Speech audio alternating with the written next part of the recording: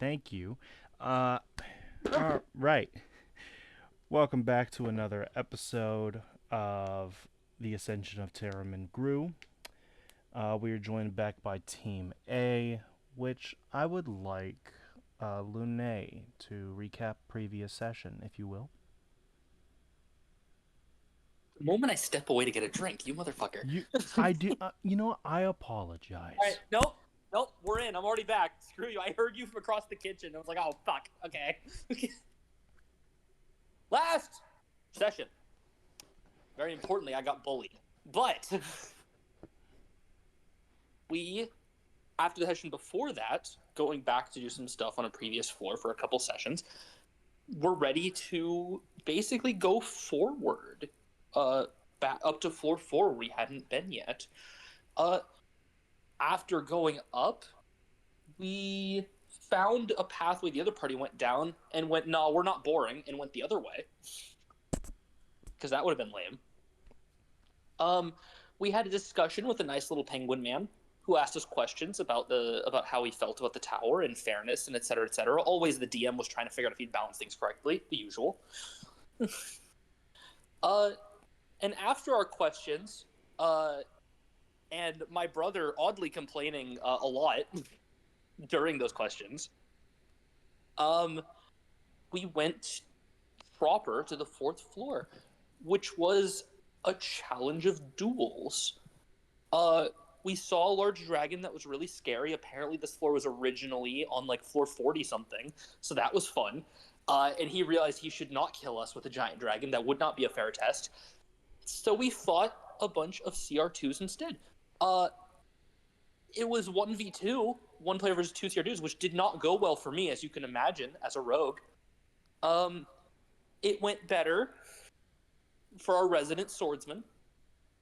Uh, and then we cheated and called the anti version of him who just happened to show up.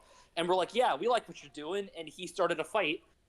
I stole some of his goods, still don't know what they do. And then we kind of just moved on to floor 5 after all of that. And that's where we are now, staring at the polis in the distance. The nice Greek polis. All right. To refresh the memory for appearance wise, right now it is a clear night sky. There are three moons up in the sky. One is of light shade of pink, one is a deep shade of blue, and the other one is standard moon white. It's not a far walk up to the polis. As y'all reach the open gate, there is no one to scan y'all in or to question if y'all are here. People are just freely walking in and out. You see merchants sticking on the farther sides of both gates as they have larger wagons. This is also to help with traffic. You see a couple of children running around playing in the streets, playing a game with a ball. It's like some form of on the go dodgeball as a kid pelts another one with said ball, and that kid sits down, raising his hand for another kid to come and tag him in once if the ball is caught. But from here, Solus, the book that you were gifted, one of the pages lights up, and on it shows the visual of this creature. Give me 1 second to send it to you. If you would like to, or if you do intend to hide the image, I will send it to just you. If you want to just share it with anyone who wants to see it, I will send it publicly. It's just a picture of God. Yeah, no, yeah, Souls would just show it. All right. Something he has to do, so he's just like, we gotta do this. As burned in the image, you see a small, what looks to be a furry, round creature with a large mouth, snarling. I fucking knew it. I fucking knew it. The moment. God damn it. um, An old friend. so, on it it says clear out infestation. Reward, rule removal. Failure, additional rule added. Time limit, 2 days. All right. So Good For news, those, bad news, brother. My Well, brother. for very important for the viewer, for those that either cannot see it or do not know, that is the feral gibberer from Hearthstone, and they are known for multiplying every time they attack somebody. Oh. How?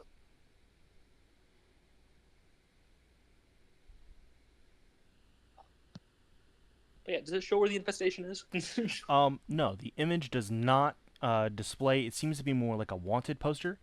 The book does grow its face, rolls its eyes before spitting out what looks to be a leather map of the city itself, and a knife digs into the center of the town.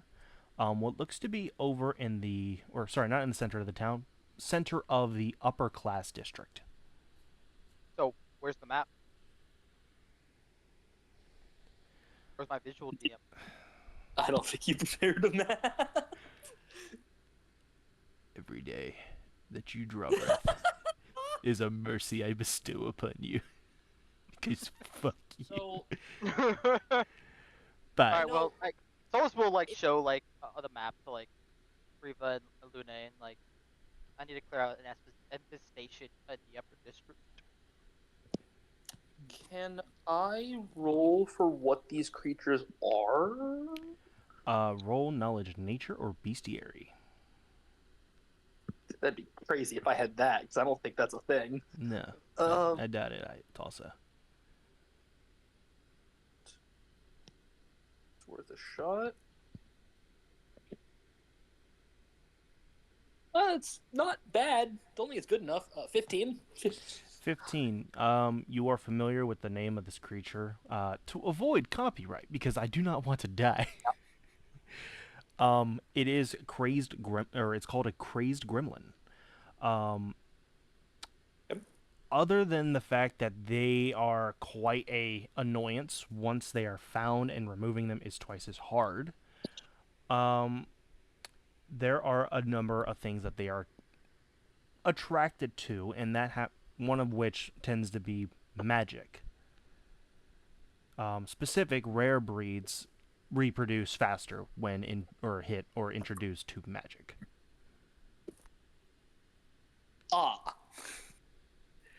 So Solus is living catnip to these things. If he casts a spell, it might just get worse. Got it.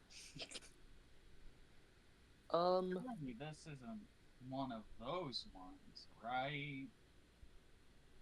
I have an important question. Does this count as a swarm monster, Caleb? No. No. Oh, thank God. I was about to say, I was like, sorry, Solus, you're fucked. We're not doing this. Okay, we're good. Okay. Do you two want to scout out the situation? I have something to do on this floor shortly.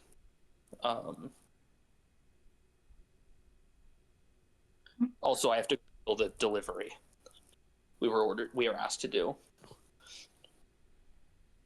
Sounds good to me. Okay. I am going to give Solus some gold coins, because you never know when you need them. Oh, Yeah, I'll PM you how much that is. alright. Yeah, try hiding that, motherfucker. Oh, he actually has a map. Oh my god. Yes. It does pinpoint to just the house. It does not go further than that. Afterwards, the leather ball or map of the city crumbles up and goes back inside its mouth. It then snickers at you and says, "I hope you fail." No, I'm glad your Boone's an asshole. As it then closes its eyes and closes its mouth and goes slack, closes itself, and goes right back in to your bag.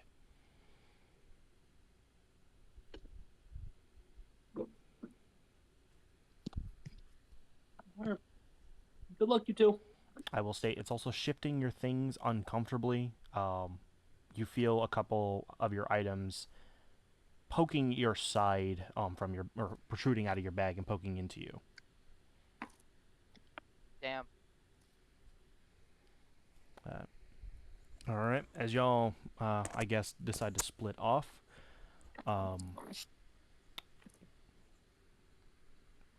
Starting with Lucy, or sorry, I don't want to drop that name here. My bad.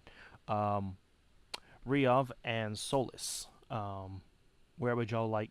Is there anything y'all would like to do before going to investigate the house, or going straight there?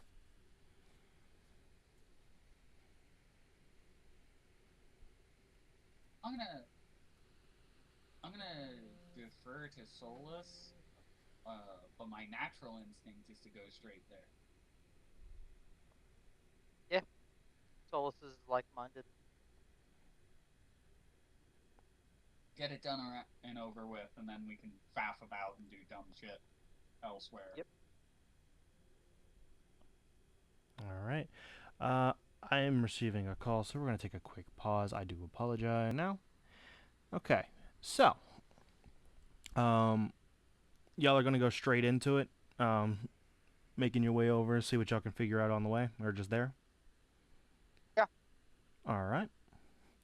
So, as y'all take your leisurely or stroll through the city,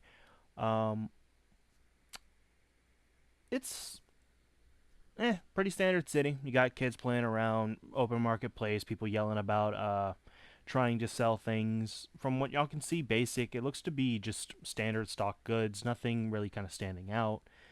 Guard patrols seem to be very light right now. As y'all make your way over to the Noble District, there are 2 individuals standing outside. Sorry, my bad. 3 individuals standing outside at the entrance of what would be the district for the nobles. The first one is what looks to be a 12-foot tall individual, completely clad in armor. If I can just send the image, that'd be fantastic. There we go. At his side, he holds a very large battle axe. And from his helm does protrude 2 horns. He looks to y'all, and y'all can or Riov and Solus, and you can hear him immediately start to grunt. At your general direction. Behind him, you see a woman having a conversation with what looks to be a clown jester. Image are coming in. Both of them look to be at least humanoid, though they are about 4 to 5 feet behind the armored individual.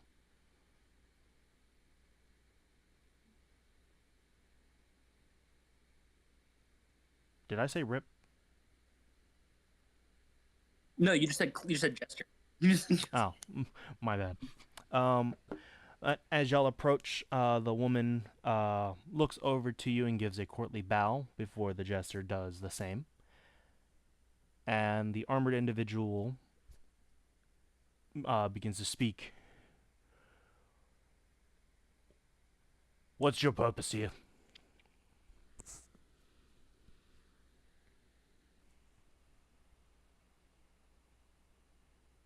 I'm gonna turn and look at This is our group, right? Yes. Okay, yeah, I'll turn and look at Solus and let them talk because humanoid. I still have the paper with like the like basically the wanted poster, right? Yeah. That thing. Okay, yeah. Solus is gonna hold that up and like tap it and be like, "I'm here to hunt these creatures. I heard that they are in the upper district." Ah. Well, word seems to travel fast. We just posted that quest. Alright. Allow me to show you to the estate. First and foremost, I will be keeping a eye outside the perimeter to ensure that these gremlins do not escape the perimeter. I ask that you keep all damage to a minimum to the estate. Otherwise, you will be coming out of pocket. Am I clear?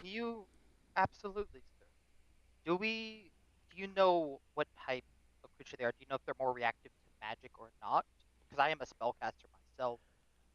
If using magic is going to cause them to repopulate quicker, I would not be able to use my full arsenal to go against. I did not notice any while we were engaging with the few we were dealing with before posting the quest. I did not notice any form of duplication or spreading, if you will, from magic being casted. As he points over to the jester, kind of his whole thing, as he will, with his hands, kind of just do a magic trick. As he waves his hands around, a full deck of cards will appear, and he will hold them out as if wanting you to draw one. How tall is this jester again? The jester is 5'10". So is he holding this shit down at like a 90-degree angle so I can't see the cards? I'm Yes. 3'8". He is indeed. All right, awesome. Yeah, Solus will point at one. He pulls out the card and holds it to you, and then covers his eyes to look away, for you to, as if trying to say, show off your card to whoever you may. Yeah, he'll look at the card. Oh, he'll show it off, I suppose. Why not? The card depicts a image of you, and it shows you in what looks to be a library. Currently, the image shows you in the library perusing around books while a book behind you yells at you. The image begins to move as you raise your hand, and with a snap of your fingers, the book ceases to yap and falls and clatters like any standard book.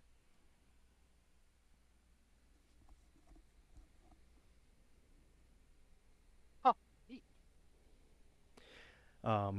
He then turns back to you and offers or holds out his hand to take the card back. Yeah. And Yeah, once I'm gonna follow the whole spiel. All right. Once he takes the card, he shuffles it real quick and then holds out or pulls out one, and it looks to be 4 diamonds. Was this your card? Yeah. Now, why are you lying? Am I? Well, yes. As he takes the card over and taps the back of it, and 4 diamonds fall out. Oh, pretty neat. Consider that payment. Payment for what? For the job you're going to do. After all, I pay you now, you do the job, and you will make sure it's completed to its full extent. Otherwise, I will be taking interest and more. After all, we cannot have my fine lady's estate be infested with such a creature. I didn't know this job paid. Sure. Yeah. Okay. I mean, any job would pay. What? You are adventurers. You work for free? I mean, I would love to work for or have someone work for free. It would be a nice change. Oh yes, of course. Silly me. It's been a very long day after climbing the tower. My apologies. It's also kind of like take the diamonds and then just keep following the tall ass dude. The tall guy will lead you over to the estate, standing outside you, or right at the gate. You see a standard brick wall, setting it off with a large open courtyard. I do apologize right now.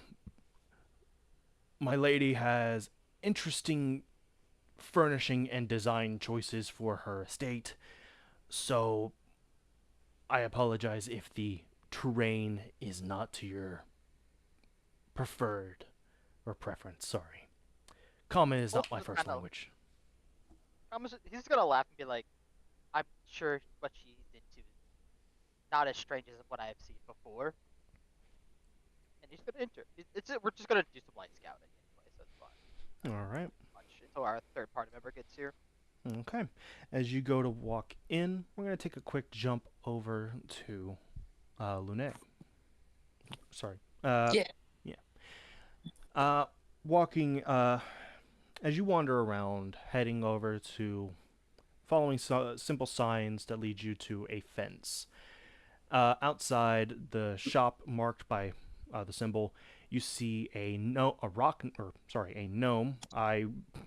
Was gonna say rock gnome, but I can't even remember if there's actually any in 3.5. But regardless, currently lighting a cigarette and smoking. Um, he does not pay you any mind as he just continues taking a puff. Is this the delivery location? Yes. As you arrive, um, sorry, um, they remind me if did I give you a note of the direction of where to go? I was just told 5th floor, and that I'd basically know I was there when I was there. So, Okay. Well, uh, I would state that you would have a pretty safe bet, and that if it's going to be a deal of illegal goods, it's probably going to go to another fence on the next floor, as you were told to go to. He does look to you, and with the cig in his mouth, kind of motion as if you need something. hi, sir. Uh, a nice man asked me to deliver some snacks from the 3rd floor. Takes out the cig and throws it at the wall. Ah, yes, the delivery boy. Heard you were coming. All right. Bring it inside, please, as he will lead you into the side entrance. Of course, and hey, we're similar heights, right? 'Cause he's a gnome. He is. Oh my god, my people. Walking inside, you see that this is a general goods store. He simply snaps his fingers and points over to a open wooden box on the right. Just go ahead and set it down there. I'll get it sorted later. As for your payment, give me 1 second. As he will head over around the corner and pull out a pouch. Okay. He'll toss you the pouch and say, with that, I imagine our business is done. If you are in the market for shopping, do feel free to come back. Preferably in about 20 minutes so I can enjoy the rest of my break. Of course. I'm gonna check as I'm getting ready to leave where my paper wants to send me that I got from the tower. Alright. As you place your hand on the paper does pulse, and you feel, without having to open it or reveal it, guided. It takes you on the outskirts of town into the lower district. Now, when arriving to the lower district, at least the first line of houses look to be exactly what you would expect of a slum. Run-down houses, holes, broken windows, and stuff of the such. But as you walk further in, you see that the houses beyond that look to be well maintained. There's not any people sitting down, appearing to be dirtied or homeless and looking for a meal or anything like that. It does guide you to a small shack. Further into the lower district, closer to the city wall. I mean, in for a penny, in for a pound, right? Yep. As you walk over to the shack, the letter pulses, and you feel it dissolve in your hands, or in your pocket, and replacing it a key. Pulling it out, it is a standard silver key with 3 notches on the end. Putting it into the door, it unlocks, clicks, and the door opens on its own, revealing a small room with a older individual just rocking in a chair reading a book. Doug, this old guy as I walk in, I get he'll probably realize after a second, he's just gonna see a child dressed like a wizard walk in. He looks up from his book, kind of stares at you for a little bit, shrugs his shoulders. Not the youngest I've seen. So, with a clap of his hands, the door shuts behind you, and the room illuminates with a soft blue light. I see. Well, we both know why you're here. If this is something Yeah. you're actually willing to do and are ready to take on, step forward and pull out your dagger. I step forward, and I pull out 2 weapons. All right. Okay. Dual wielder, that's fine. He will press his fingertip upon both enough to put blood onto it. And as he takes it off, you are to, as you can guess, kill an individual. These blood must remain on the blade the entire time. You must not use these weapons to deal, or you must use these weapons only to deal the final blow. Do you wish to continue with just 2, or with these 2 weapons marked this way, or do you wish to have 1? I'd like to do something, Caleb. Mhm. This is more going to be, I don't even know what you'd call this for a role, on Lune's understanding of the tower in general. All right. That would. Yeah. Do I feel like having both weapons marked, if I do this, I'd get better rewarded? So as I've been doing this because, Maria in Party B has been basically doing what Sapphire does in the other server, sense motive. Sense motivating everyone? Oh, incredible. Yes. That's what we love to hear.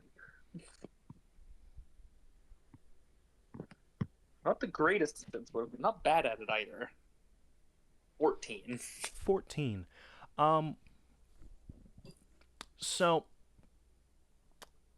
you get the feeling, the tower, primarily the Assassin's Guild,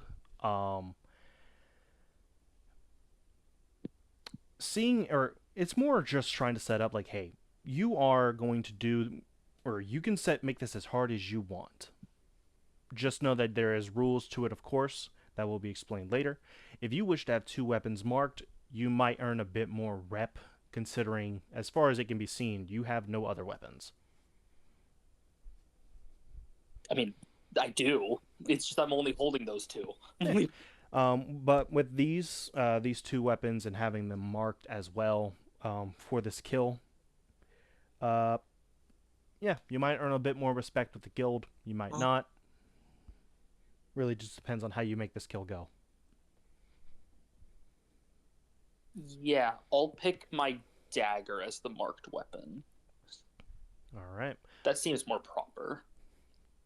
All right. He will, with a napkin or with a small handkerchief, wipe off the other blade, cleaning it of the blood. Okay. And this is, like, obviously, he's the NPC that runs the assassins, at least for this area, right? Like, he's not a person, in a sense. He's not an adventurer that's climbing the tower. You do not get the same feeling as you do with the other quote NPCs of this tower. You do feel that this is an actual person, an actual adventurer who just chose to, or is choosing to do this instead. All right. Well, I'll sheath the rapier, because I have a feeling that if I sheath the dagger, the blood might come off. Smart choice. All right. He will... And I'll hold it up and go, so who needs to die? Well, certain someone has been... This individual has been a thorn in the side of my master for quite some time. And as such, they have requested this target's head. They will flip through their book and pull out a sheet and hand it to you. As you turn it over, you see a visage of a woman. Based on her features, she looks to be a noble. Her appearance matches the exact same noble woman that I posted earlier. Oh, interesting. Yes. Victoria. Her last name is irrelevant because she's going to die anyways. Yes, she has been quite a thorn in the side of, especially for those in the underworld, and as such, we must have her eliminated. We ask for these simple rules. One, you do not get caught, or if you do get caught, you do not trace yourself back to us. You will rot in prison if you must. Two, make sure it is a clean kill. Do not involve unnecessary people. Three,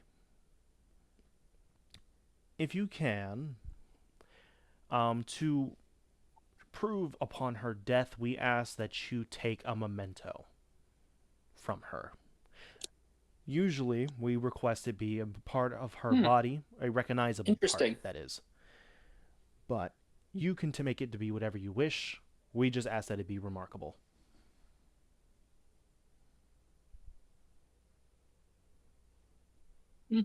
Do Very well. you accept the terms of these contract? Does she have any combat abilities I should know about? As what I'm willing to, or what I'm going to give you, no. She has no physical capabilities of combat. She relies entirely on her bodyguard, who, kind of a brute powerhouse, though awfully Oh, perceptive. They're the easiest to deal with. I'll handle it. I'll be Course. back. Now, one final thing. Know that the guildmaster is watching, so do be smart. And as he closes his book, you find yourself no longer in the shack, and instead at the entrance of the lower district. Well, here I go killing again. All right. As you begin making your way, we're going to cut back over. Lune, or sorry, not Lune. I just got with you. Holy shit, I'm already here. I'm so fast. Solus and Riov.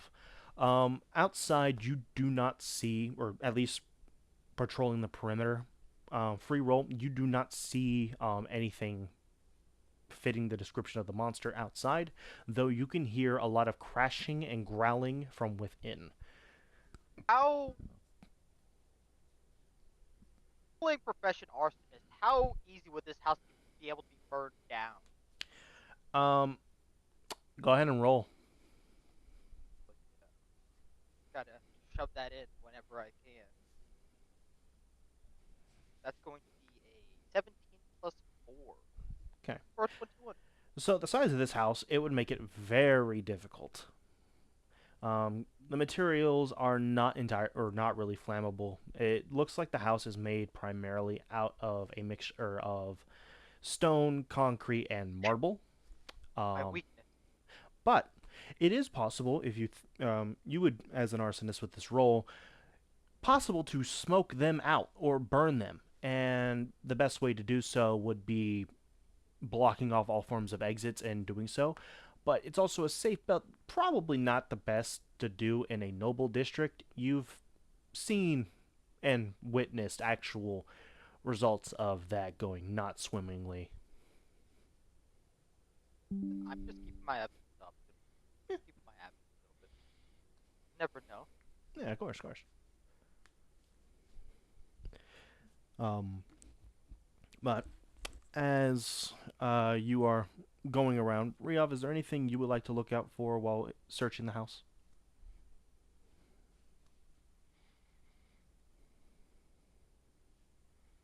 Hmm.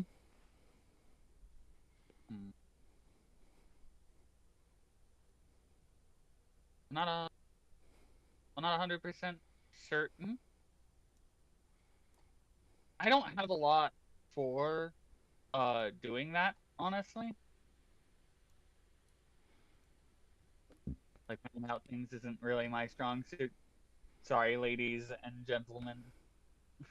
All right. Well, as y'all conclude walking around the house and doing your investigation, just with free rolls, coming back up to the front, you do see the noblewoman as well as her armored guard proceed to walk around the garden itself until they take a seat at a gazebo not too far overlooking a pond. You see the jester is more watching y'all from a distance, standing by. Though he is doing party tricks for her, his eyes are very much on y'all.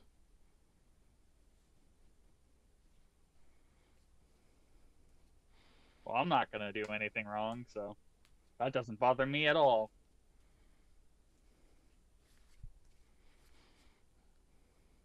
All right. Um, with that, all that's left is to go inside the door. As y'all do, Jimmy it first and try it. It is unlocked. Um, within, you can hear what sounds like the creatures are communicating with each other. Ooh. It sounds like awfully similar to that goblin or the goblin speak, um, though more akin to that of like a wild animal.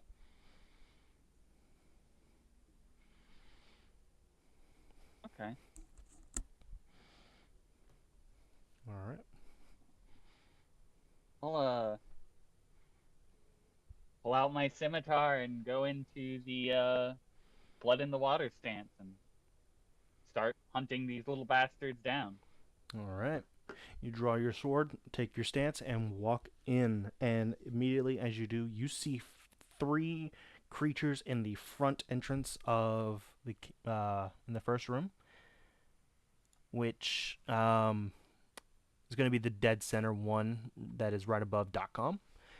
You see these three creatures look at you, snarl, and then proceed to run in opposite directions. One going to the left room, one going all the way to the back and going around the corner, the other one going into a side room after that.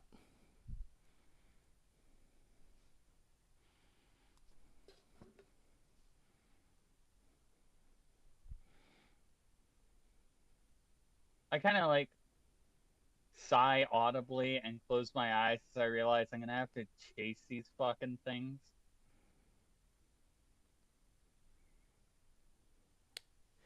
Yeah. And yeah. All right. Which direction do you want to go? You want to start from the left and go through, or anywhere else?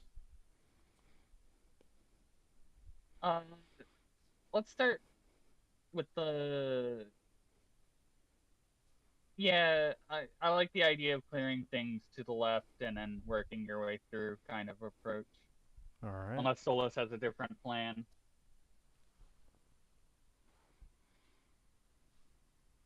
Thumbs up, Solus. Okay. Y'all proceed over to the left room. Opening it up, you see what looks to be a small room is in utter disarray. Just furniture's knocked over, and you see two of these little creatures jumping on what looks to be a small table before looking at you and then taking on a fighting stance. Go ahead and roll initiative. Oh, goody.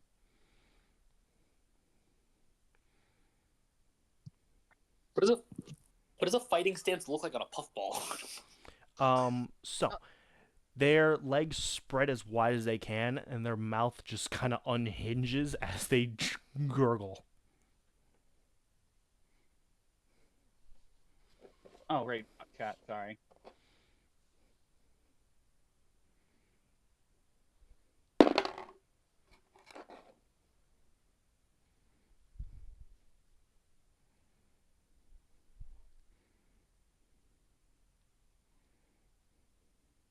Too many dice rollers in my life. 12.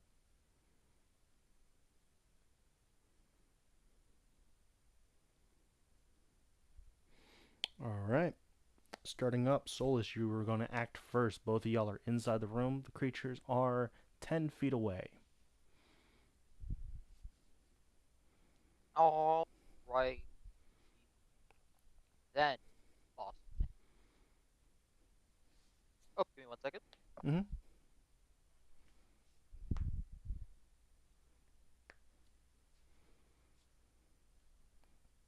Yeah, I'll just grab my wand of magic missile and I'll use that to attack one of the gremlins. All right. That is a auto hit. Remind me. Yeah, All right. that's 4+1 unless it's a higher level cast of magic missile, in which case it does a D4+1 per missile, and then it can fire multiple missiles per. Which it is. It does. It uses 3 magic missiles. Okay. So Okay. How are you targeting them? no, I'm just going to target one. I'm Oh. gonna just full on, but just Full use all blast missiles one? on one creature. All right. Yep. So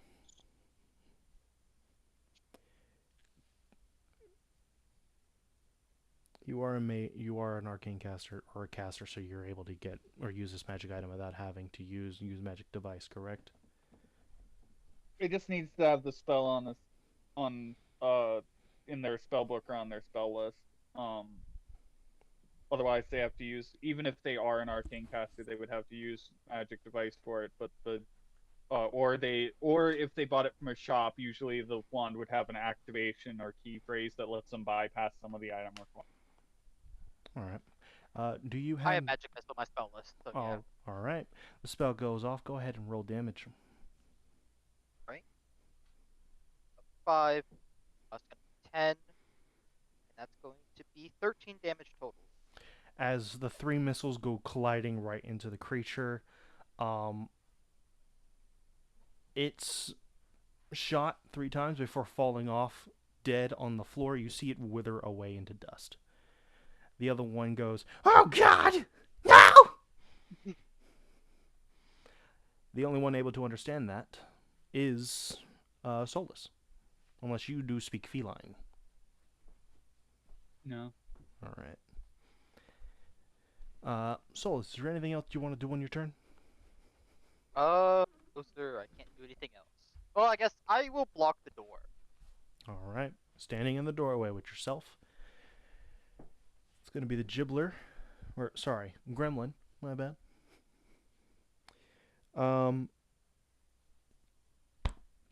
There we go. It is going to run up to Riov. And it is going to go for a bite attack.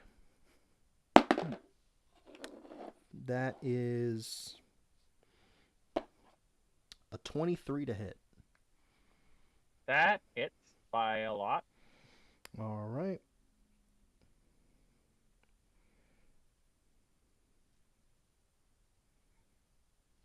Okay.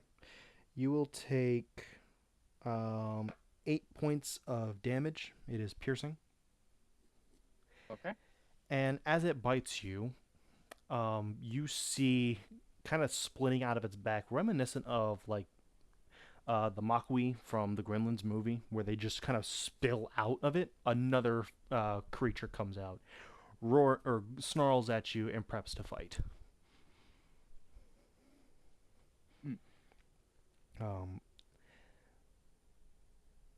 That is the end of its turn. It is now your turn. I'm gonna activate Steel Wind Strike and attack each of the creatures. All right, roll to hit. Unless it's a save. I roll to hit. All right. First creature that threatens a critical. Okay. And I get bonuses to crits now. Hey, that probably crits. What was it? 26. That does crit.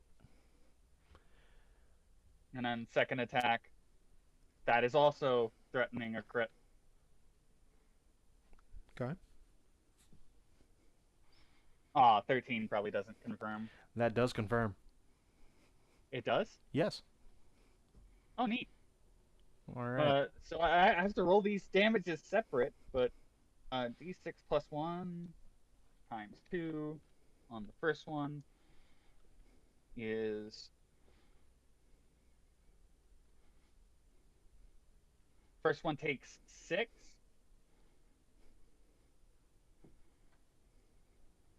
Because I'm in the blood and the water stance, my damage goes up. Actually, it would be like this. This is the way this works. 2 plus And 6 damage on the first one, 9 on the second. All right. So both of them. So the second one looks bloodied. The first one looks to be okay for now. With that, I imagine that's the end of your turn. Mm-hmm. Solus. I'm gonna just use the wand of magic missile again, and I'll do 2 at the one that looks fine and 1 on the bloody one. All right. Roll your damage. Yes, sir. For the one that is fine, that will be 8 damage total. That one. Okay. And then for the bloodied one, that will be 3 damage. Bloody one does wither away. The first or the other one, however, looks to it's doing a little bit worse for wear now. It is now. It looks over at the other one. Looks back at you, Solus, and it sticks its tongue out at you. Is there anything else you want to do on your turn? No. I am good where I am at. All right. So this creature is going to, based on the stance, it is going to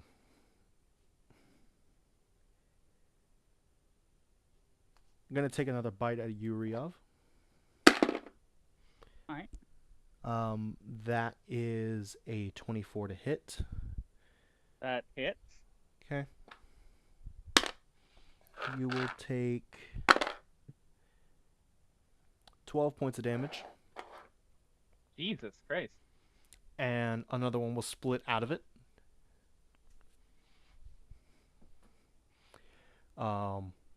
Once again, it's getting ready for its turn, or getting ready to attack, and that'll be the end of its turn. Riov. I'm going to. I can't steal wind strike again.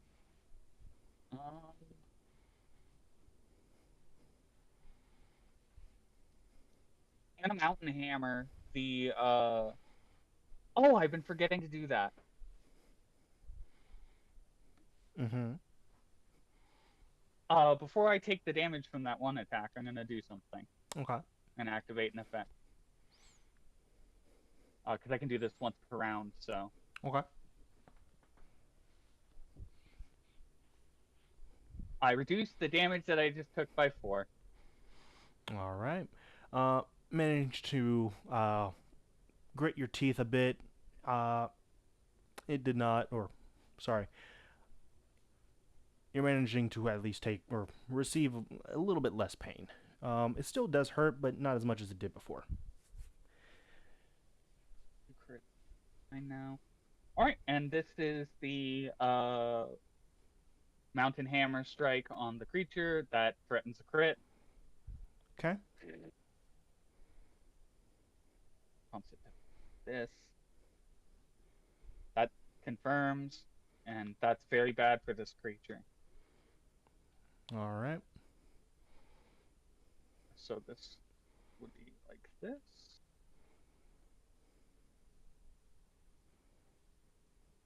Two plus.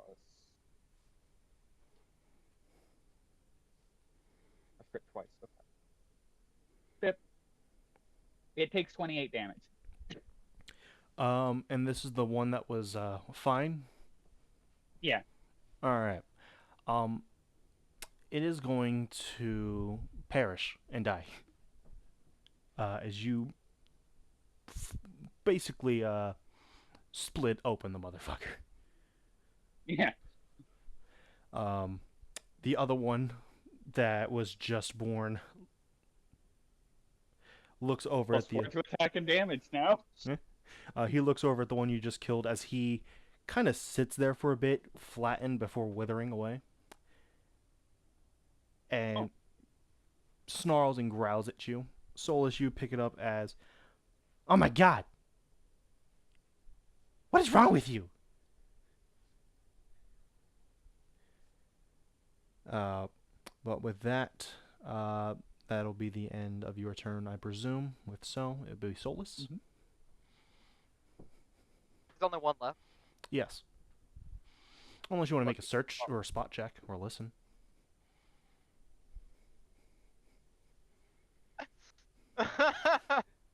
Sure, why not? I'll do a quick spot check to see if there's any more before I do anything else. Yeah. Go ahead.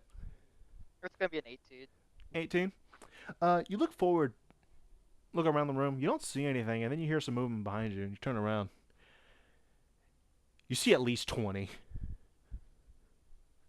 Oh. They are snarling and growling at you. But now that they have seen you, they all kind of raise one foot and wave it at you as if saying hello before going.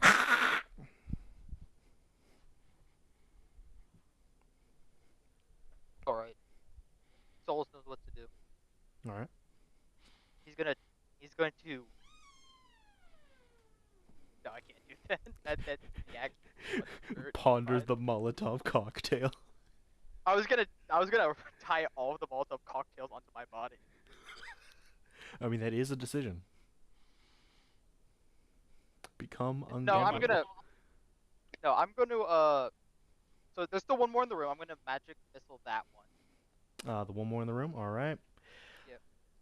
How many missiles?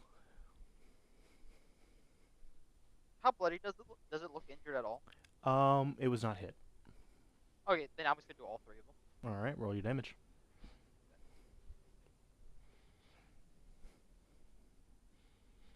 That'll be 11 damage total. It's on the cusp of death.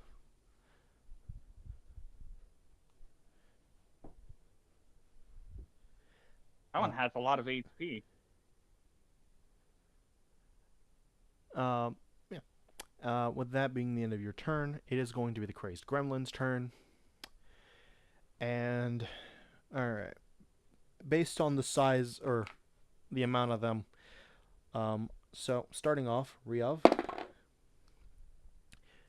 That is not going to hit. I'm just going to go ahead and say that now, because does a 10 hit? No. Alright, as it attempts to bite at you, its teeth miss your leg, grazing upon your armor. Solus. Yo, what's up?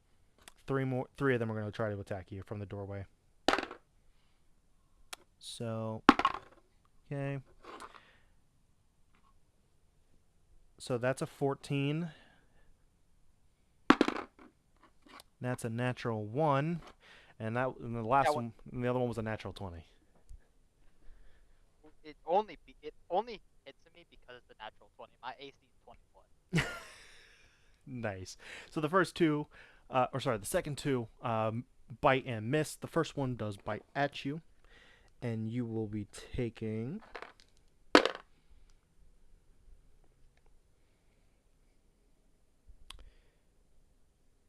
10 points of damage, piercing.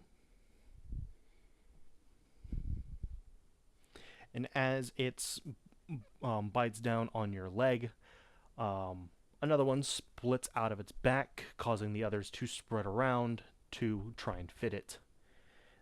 There is now total 22 visible. One in the room, 21 behind you, Solus.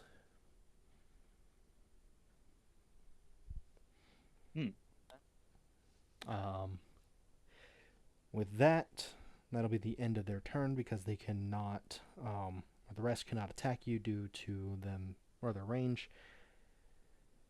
So Ryav. I'm gonna just default smack this guy. To recharge my maneuvers. Okay. Default smack, you said? Yeah, just the basic melee attack to recharge my maneuvers. All right. That threatens a critical. Okay. Oh, I am fucking popping off, and I love it. Does a 20 confirm? Yeah, if you want to describe how you end this one.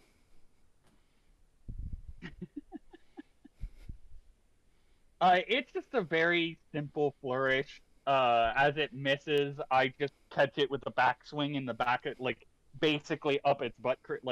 I widen its butt crack. All right. You widen it, and it kind of just falls over. It turns to look at you the best it can with its round body before withering away to ash. And behind you, they all begin to snarl in a chorus. No, no, no! Another false! Bring another. All right, Riov. The only thing standing between you and 21 of these motherfuckers is Solus. Yeah, I know. All right, Solus. It's now your turn. These 21 creatures look at you as if you are one tantalizing appetizer, and they haven't eaten all day. I will first do a 5-foot step back into the room away from the creatures. Okay, so that is starting a 21 to hit. You don't get to attack on a 5-foot step. Oh, my bad. No. You lucky. I was gonna wait for him to finish saying that before telling him that. To be honest with you, I was waiting. I did wait until he got to his first hit. He was gonna wait till I did all three and try to roll I was gonna damage. let you do all of it, roll damage, and then be like, oh, by the way, you don't get those. I was just gonna be an asshole and wait. Okay. Okay. Well, you do your 5-foot step. Now what? I will cast Burning Hands Okay. You, and a 15-foot cone in their direction. So every single one of them that's within, I guess, 15 feet in a cone from the doorway now has to make a reflex save. yeah. Okay. So I'm not rolling for all 21 of these creatures, so they're all gonna get one solid roll. Okay.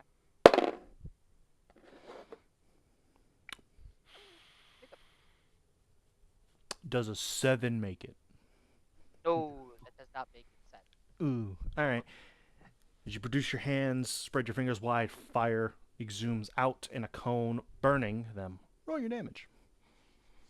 Alrighty, that will.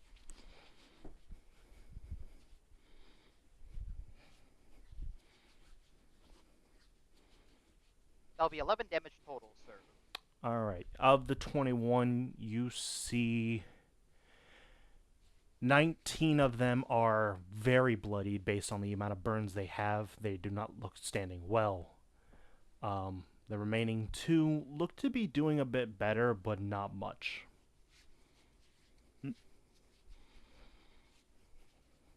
And then I can't do anything else. And then I shut the door. I was like, because I took a 5-foot step. Okay, I can't.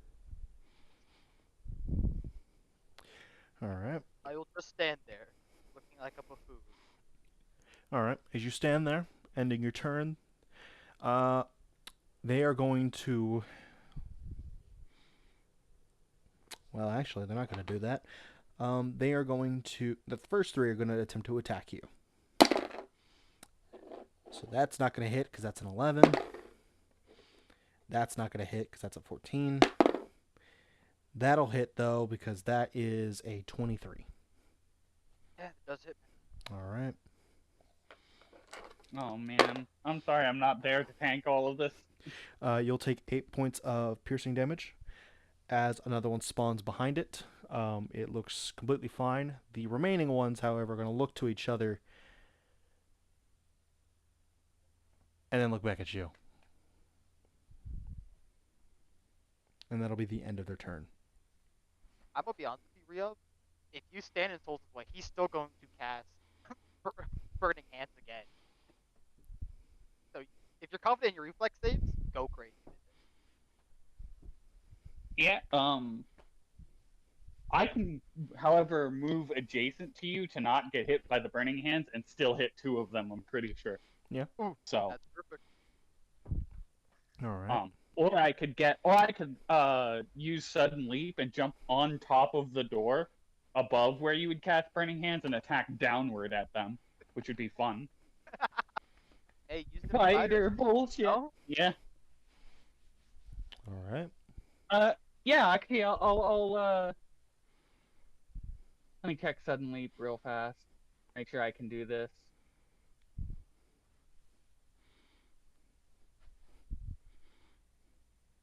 I probably don't actually have enough jump to jump vertically enough to get on top of the door, sadly. I will, however, just move adjacent to you and then Steel Wind strike them again. So I get to attack 2 of them.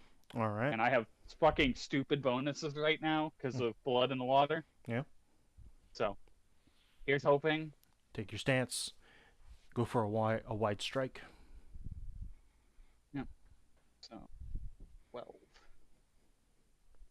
I should be tracking it like this. Is that way I remember? 16 to hit on the first one. That'll hit.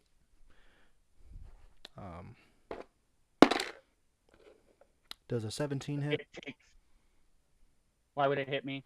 It's doing a reaction of a counterattack. 17 would hit, yeah. All right. Holy fuck, it is swingbox. What the fuck? Roll your damage, and I will roll mine. It takes 8. That'll put it down just as it deals 13 points of piercing damage. Okay.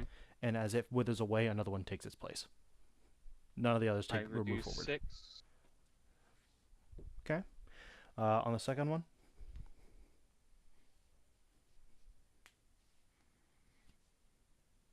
Okay.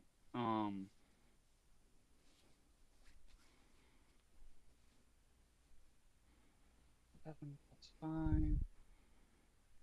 That's a 20 to hit. That'll hit.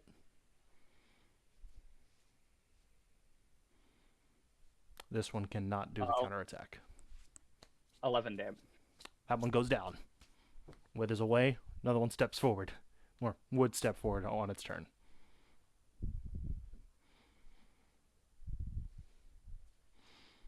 Alright. Solus. It is now your turn.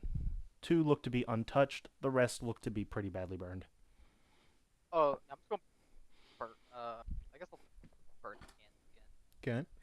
Same position with your hands. They're going to make a dex or a reflex save. That is a 19. If you're doing beats, then yeah. Alright, they will take half damage, correct? Oh, hold on.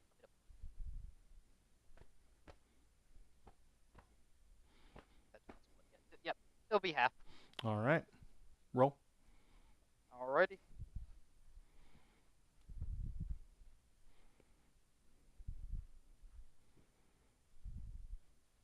Five damage. 5 damage. You see all but 2 of them drop dead and wither away.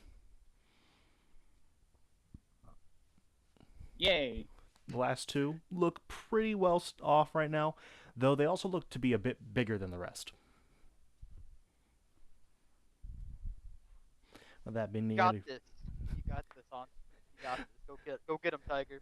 with that being the end of their turn, they're going to run over, and they're going to attack. One's going to attack Riov, one's going to attack you, Solus. That is an 18 to hit Riov, and That hit. all right, and that is a 16 to hit Solus, which does not,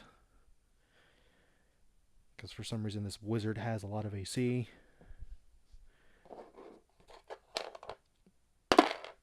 For damage, you will take 3 points of piercing damage, and another one will spawn behind it. I prevent 6 of it.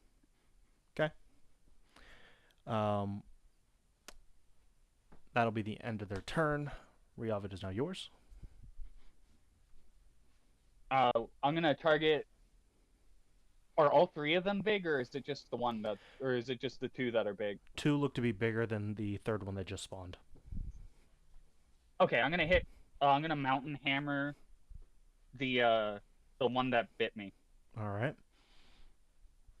Roll to hit. Does 18 hit? An 18's gonna hit. Okay. He takes 13 damage. All right.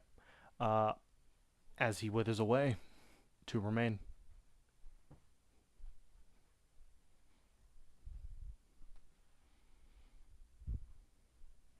That'll be the end of your turn, I presume. Moving on to Solus. Yep. Is that right? 2 of them remain. One. How do they look? They both look fairly okay. One is fresh. The other one looks slightly bloodied. And the slightly bloodied one's one of the bigger ones, correct? Yes. I'm just going to use the magic missile wand again, and then shoot all 3 charges at it. All right. Roll to hit. Or, sorry, roll your damage. Sir.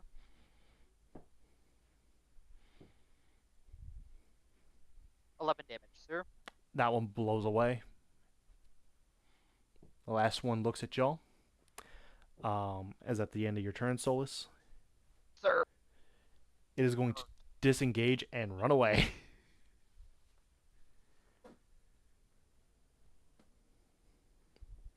So are we out of the initiative? Yes, it runs. It runs back the way y'all came or entered. On the other side of the room, you see the doors open, and initiative drops. You see it still scurrying away. I will cast magic missile Okay. Right now, within 100 feet, right? yeah, it's 30 feet away. So yeah, I'm gonna cast magic missile. All 3 charges at him. Okay, roll damage.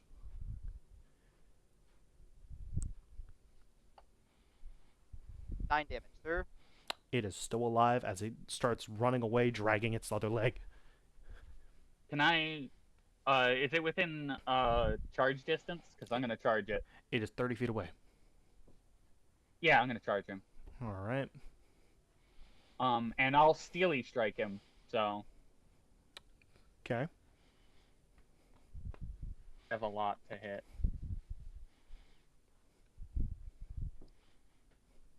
Does a 23 hit? 23 is going to hit. How do you want to do this?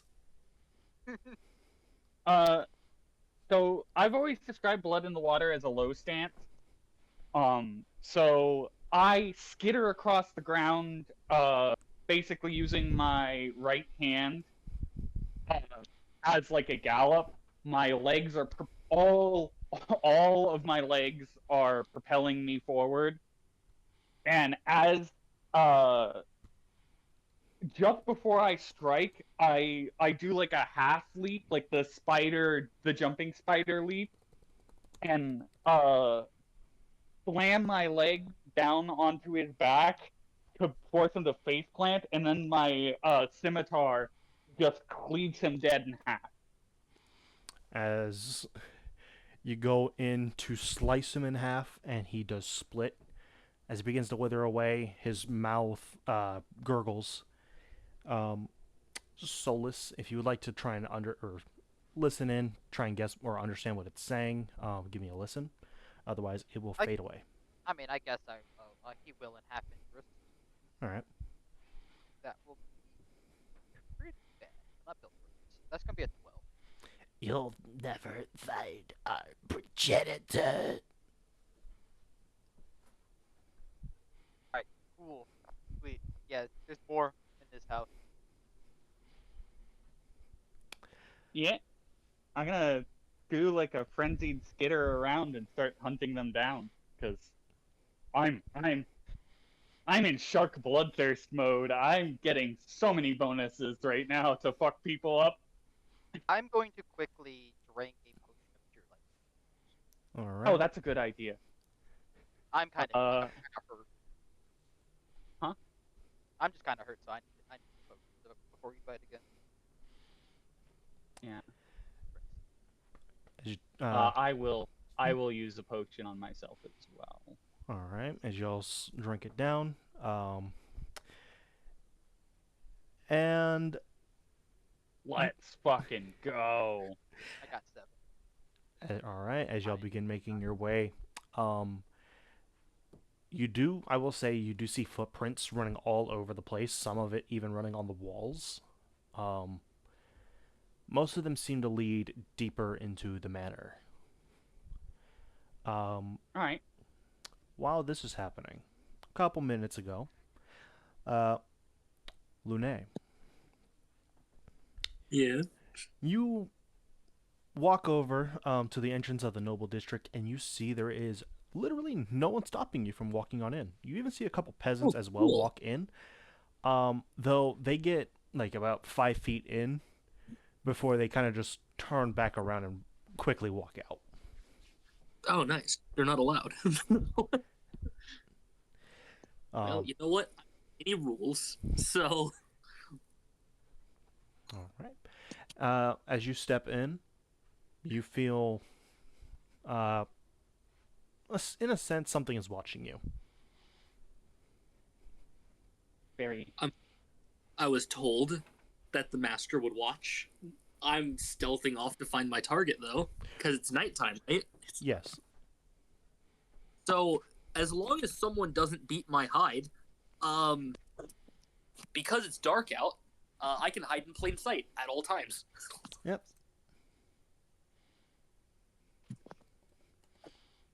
So we're just gonna make a little roll. Holy shit! Mm-hmm. Caleb, I don't think you're gonna find me. Oh yeah. I don't think. What is it, huh? It's a 43.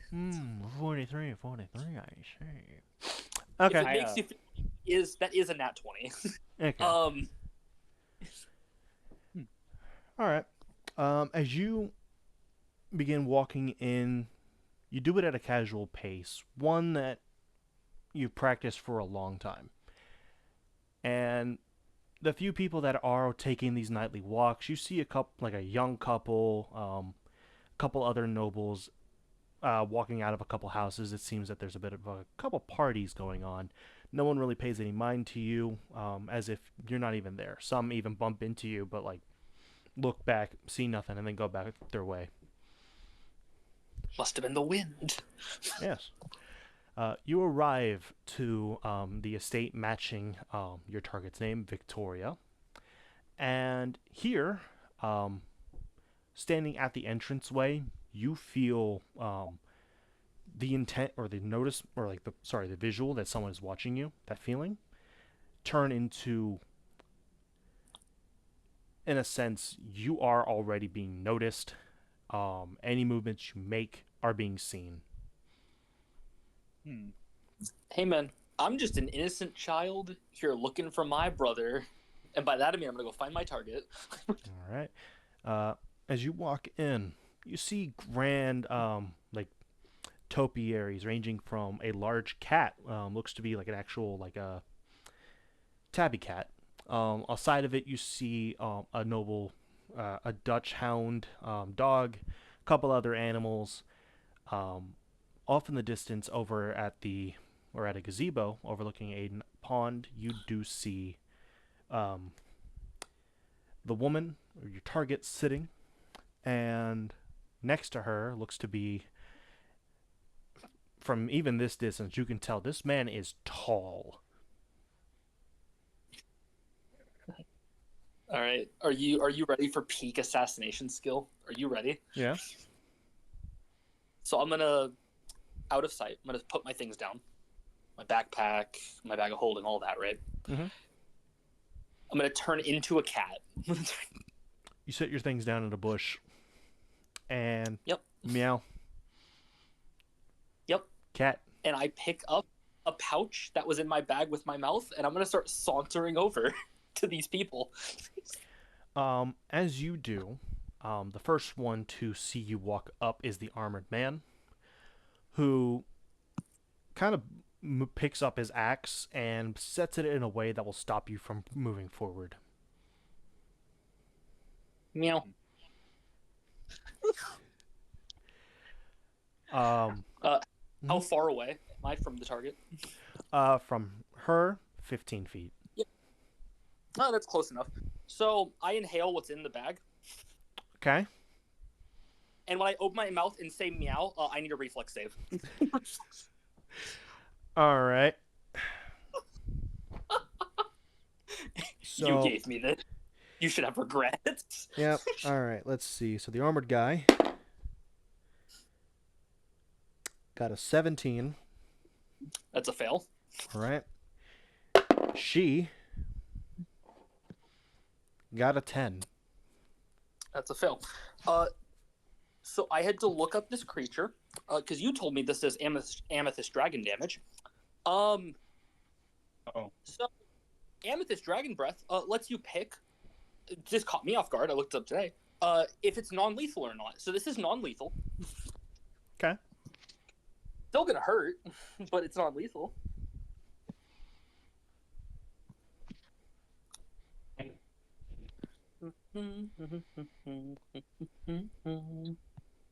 I like big numbers. Do you like big numbers, Caleb?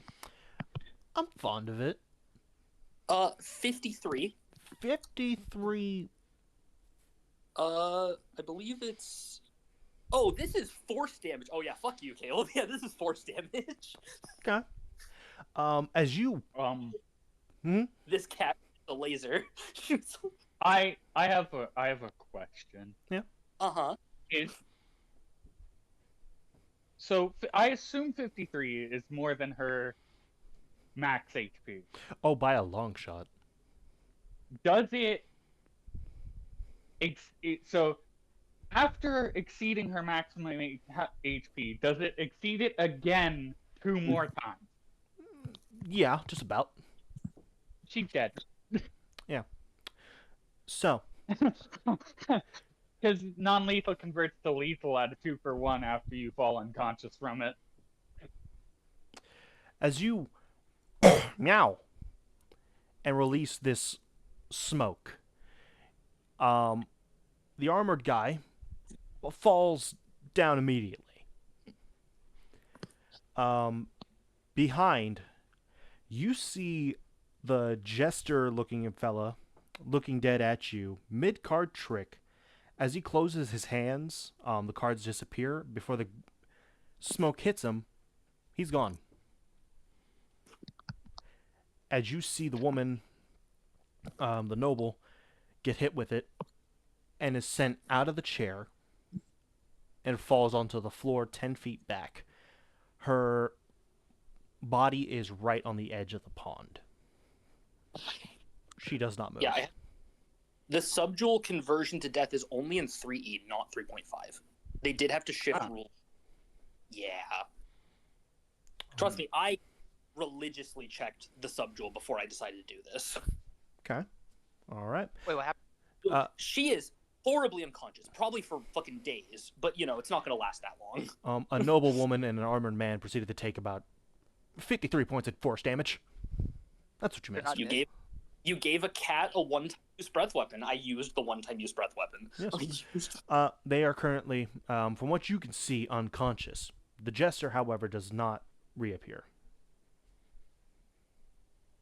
Do I get the feeling that he was like a summon of some kind, or that he was?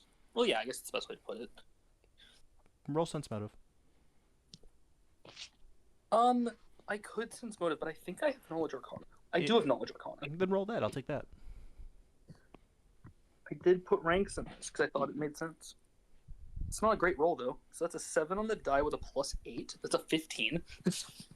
You do not detect that it was a summon, but you do feel magic emanating from the individual. Or you did before they disappeared. Yeah, I'm gonna quickly go get the knife and kill the woman with it. All right. You run back over with your thing. Are you still doing this in cat form, or are you changing back? Hey, if anyone sees this, a cat killed this woman. All right. As you Can run, a cat coup de grace a dead woman with a knife in its mouth? Technically, Go around action. I can certainly, anyone So, can coup de grace. Look, as you run back over to you, technically, would I get a negative to hit? Yes, but since it auto hits, it doesn't matter. It doesn't. so as you run back over to your stuff, you find all your clothes and your bags are neatly folded and sorted with a note on it. Oh, nice. I'll read that.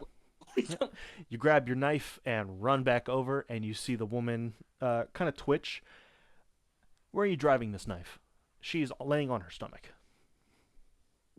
Throat. All right. It's got the neck. It's got to be quick. All right. Sith style, holding this Like- dagger in your mouth. You go in. I'm not. Look. Kill her 'cause Yeah. What?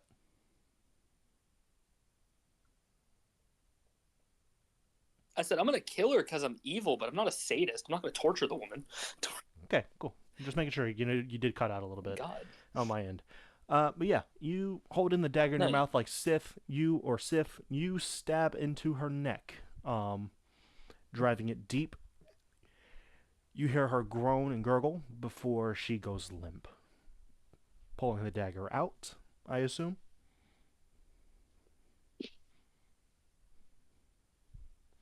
Yeah. All right. As you withdraw it, what are you taking as a memento to prove that you did this kill? They said it had to be a body part. Typically, it's a body part, but it has to be something that can be recognizable as that belonged to this individual.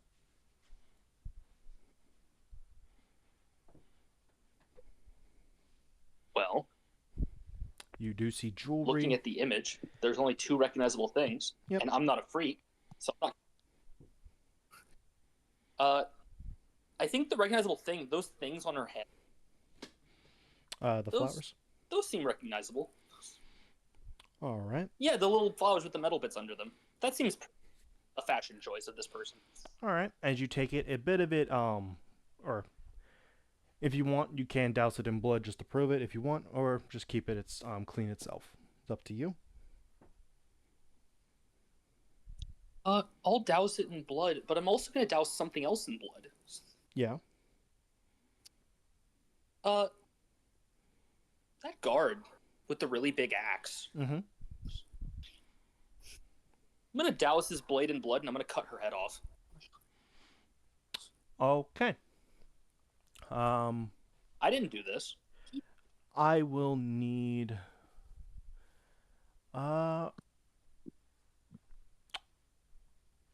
Fuck. I'm trying to think of an appropriate role.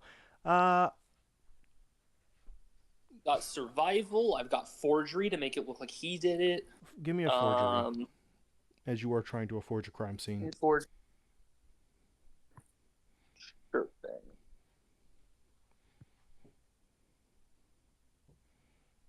24. 24. It takes a good while in this cat form, but you manage to get enough blood onto the axe itself, and then coincide with removing her head. Again, it takes a bit to get it off as with this cat form, as you are literally using your mouth to try and saw through. Oh, no, dude.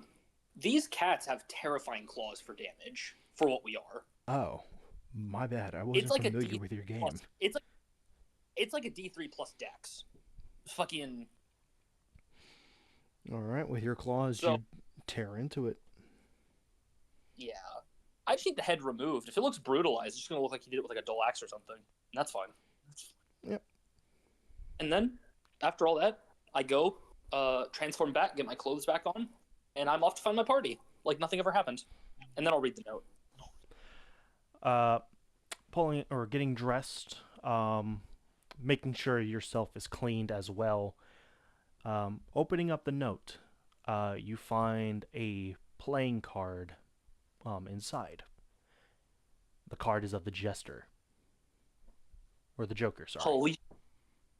Either he left me a note or he's a summon, and I'm really hoping he's a summon. Yeah. Can I knowledge arcana? Go ahead. Magic? Yeah. Okay. 18. 18. The card itself is magic. You can't exactly discern what type of school of magic, unless you are familiar with the schools. I'm not a caster, so I'd assume not. All right. But yeah, there is magic coming from this card. The cover of it looks, or the icon that is the Joker, looks similar to that of the individual you saw before they disappeared. The note that the card was sitting in states, "Interesting attempt at the kill. Once you are done here, report back." Huh. I didn't think the Jester was Assassin Guild member. Fair enough. I shouldn't have thought otherwise. All right. Yeah, funny thing about that. Yeah. Or, No, that was the sum of it. Oh, okay. But all right. As you make your way inside the open door, you hear a lot of movement coming from within or from inside. Um, Riov, I will stay in your blood in the water stance, blood-driven state, chasing these creatures. Um, Due to the amount I have in here, I will grant you killed at least 43 on your way through and around the main or the outside perimeter of the house. Um, Mm. Each one fading away into dust. Um, Solus, with a couple free casts of spells, you do catch a few stragglers that are trying to run away or sneak off past Riov that they may have missed. When you see or hear footsteps coming from behind you, looking behind, you do see Lune. no, you see a second Solus. Sorry, you see a second Solus. I'm wearing the Solus outfit. It seems for the best. Unfazed by his brother's antics, Solus just waves. Brother, Are things going well? as well as any extermination mission can go. How about you? I handled my target. Some noble lady. I don't know. No guards? How strange. You just Oh well. There were guards. The weirdest thing, the guard, this large man, he killed her. How peculiar. a large man. Yes, How large are we talking here? about 12 feet tall. With horns on his head, perchance? Yeah, how'd you know? What about the jester? Oh, he vanished. It was weird. Oh, well. Soul's kind of shrugs. He's like, whatever. I already got the payment. He's gonna hand Lune the 4 diamonds. Oh, cool. Yeah, so like. That being said. Wait, hold on. That lady owned this house, Lune, She did, yeah. but she's no longer around. So who's gonna say That's if correct. she's taken? You know, you got a point. But first, Yep. I do need to clear my quest from my grimoire. So once we're done Yep. here, let's take what we can and go. All right. How far is Rial from here, by the way? Riov is 40, 60, 80, round the corner. They're Oh gone. god, they're They're gone. They're Perfect. moving. They can't hear this great conversation. That's kind of a shame. But all right, well, I guess I'll just keep following Riav and just finish up the scrap so we can go ransack this lady's house and burn it. Yeah, I'm like a half step away from just like throwing my scimitar to the side and like chewing on these fucking creatures. Like I am fucking frenzying. After killing 43 of them, I probably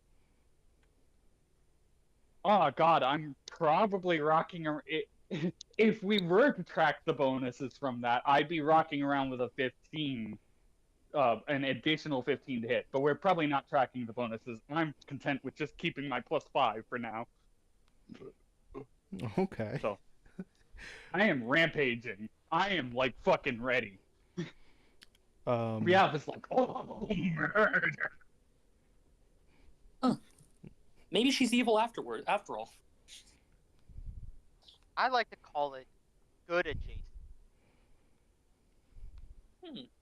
I like that.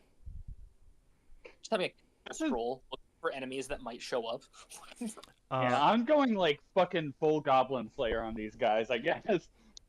As you continue running around the house, eventually, Riov, you start coming up behind them. You have cleared everything on the outside. You do hear movement coming from below. Oh, of course they're in the big. Of course they're in the big. Well, hold on.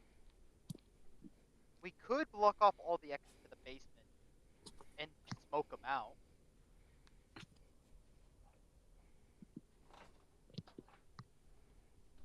That is an option. I mean, you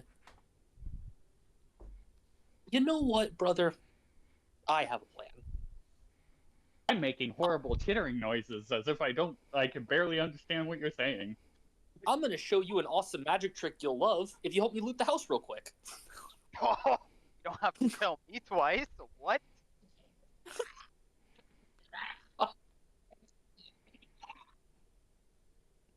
Well, the fucking, well, the spider lady is fucking foaming at the mouth.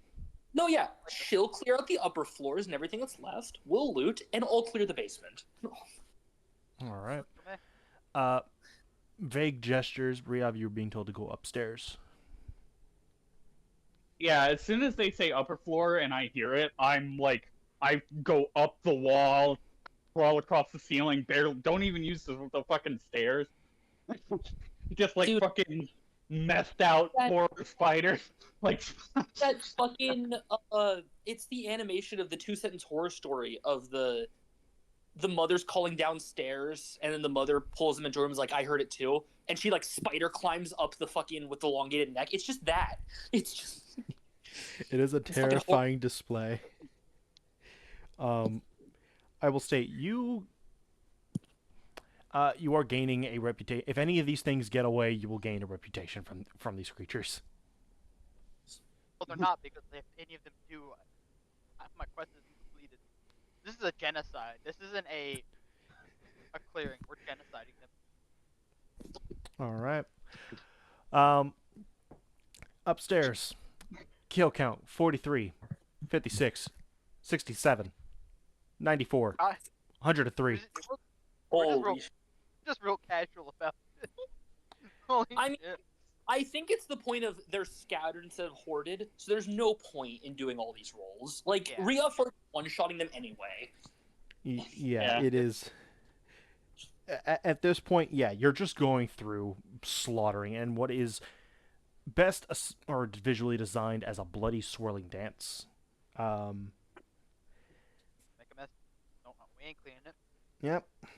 But yes, left and right, 103, 106, 115, 120, 145, 150, 200. Like- Okay, we fucking get it. They're like fucking cockroaches. Yes, there is a lot. As for looting, go ahead and give me a search. Get it. oh my god. Riav heard that her niece and or adoptive sister got a lot of kills, and she's trying to make up for the gap. We get it. Got a long way to go, but I respect the hustle. 23. Okay. Me, I got a dirty 20. Oh, nice. There comes a point in an RNA's lifetime when they're about ready to hit maturity where they have to find a new species to inflict arachnophobia on. And this time, it's whatever these fucking things are. But hey, great news. We're gonna just kill. All right. This will do. So, as y'all go ahead and start clearing out, she's clearing out upstairs. Y'all are clearing out stuff y'all can find. Y'all find in total 10 silver rings, 4 gold rings. The gold rings are adorned. One is, 4. In order: garnet, sapphire, emerald, solid gold.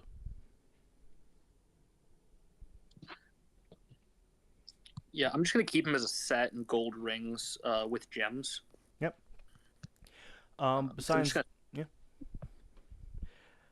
besides rings and a couple pendants of silver and gold pendants, you do find a lot of fine china. Solus and Lune, as y'all burst open the next room, so far y'all have just been finding really the only big picking is jewelry. As y'all open up the next room, y'all find what immediately greets you is the giant head of a horned creature. Its face, it's hard to make out, though it looks vaguely Tarrasque-like. It's got 2 large protruding horns going forward like a bull. And then you see another one, and another. And then you see the entire room is lined with these skulls. Some ranging from like crest on the what would be the back of the head. Some are solid, similar to a triceratops. Others lack it. Others have spines going down. This is a trophy room. There is a lone chair, a bottle of very, very potent smelling whiskey from what you can see here. I take it. Yep. Yeah, I knew it. Give me. You grab the And bottle. alcohol. It is it's a bourbon aged according to the label 500,000 years. Jesus Christ.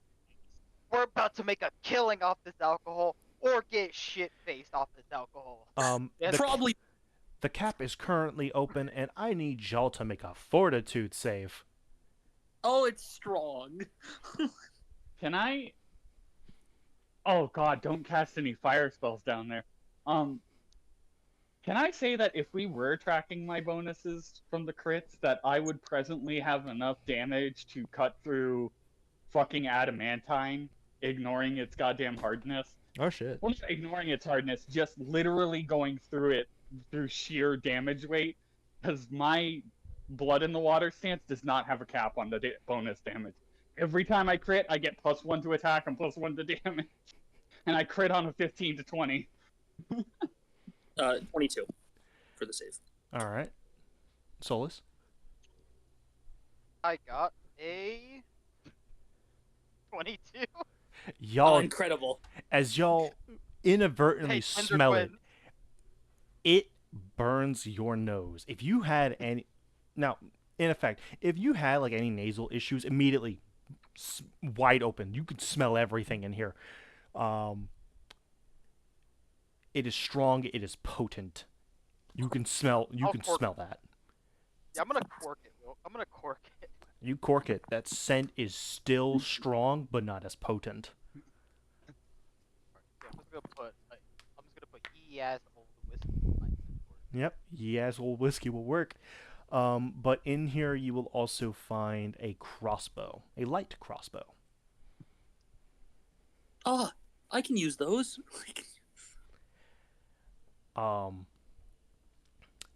As you pick it up, you do feel magic emanating from it. Primarily from the ammunition. Oh. Well, we'll find out what those do later. Yep. With it does come or right next to it is a quiver of crossbolts. But going through anything else in the house, you don't really find anything that stands out besides like fine china, a couple miniature statuettes. One's like seems to be carving out of marble of a horse. Oh. Yeah. So as we're going, I'm just gonna like start just like kind of like making trails of like oil and alcohol, Okay. like all over the place, in preparation. All right. You're leaving behind a trail, like a snail. Sorry. Other than that, you don't really see anything else kind of standing out. No really weapons.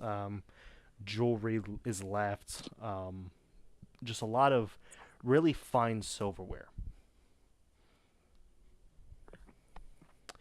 By this point, Ryov has finished their massacre upstairs. As they descend downstairs, you finish your trail. Ryov is covered in blood. Oh, And- nice. Which is So, unusual because these things disintegrate when they die. You see the blood slowly begin to disintegrate off of them, and as it goes away, you see another layer is under it. I was gonna say like she was looking ripped the hell out, and that, but like once the blood's gone, she looked kind of boring. But Oh my god. blood's still You know that fucking PlayStation 2 era game Shinobi where you get a scarf of blood from the people that you've assassinated successfully, and it Yeah. also doubles as your health. That's what I'm picturing is the final like trail, and it's just slowly disintegrating, but it's there for quite a while. Oh yeah. Oh yeah.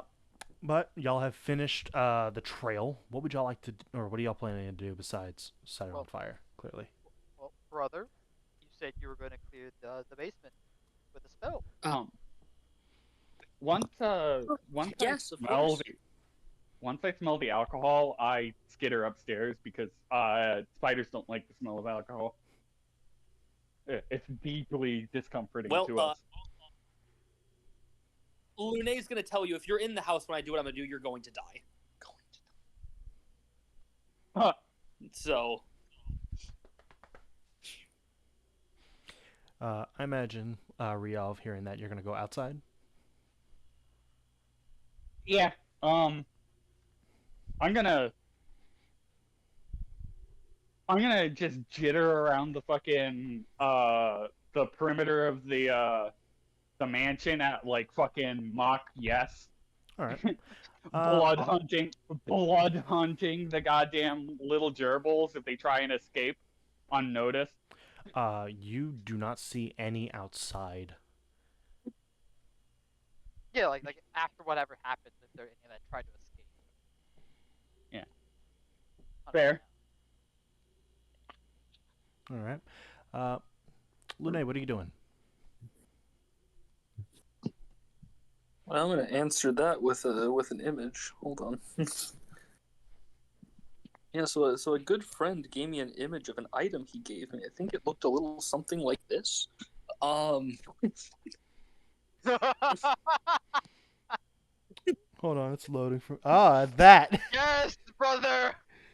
Yes. So Solus, you see me reach into a pull out an item that you swear I said I got rid of.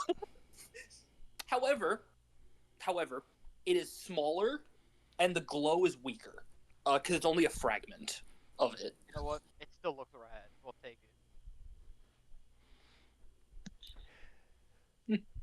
You hold it, and it shifts from a void light to a bright, searing sun. I just say, "Go, sun," as I throw it into the basement, and then I hit the fucking deck. As you do, it flies or goes in or goes through with the arc. You see, Solus. Are you standing, watching it? Yes. Solus is standing there watching it. You see it breaches the bottom of the stairs, but it does. You don't hear it hit anything. Instead, you see it kind of float up and begin to spin. As it does, you see the light begin to pour out of it and turn into a swirl as it goes from 1 ring, 2, 3, 4, 6, 10, before it straight into the depths. And those who speak feline, you hear, "What the fuck?" I need Solus to now make a reflex save. Alrighty, boss. Oh, reflex save is going. I have a pretty good save. That'll be a dirty 20. You manage to hit the deck and avoid as a bright, searing light shoots out of the stairs, and you see it pierce a hole straight through the building.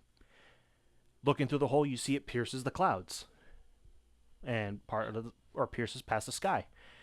And then you see the moon, the red moon, slowly begin to move, and as the light skims you see the moon kind of glow bright red.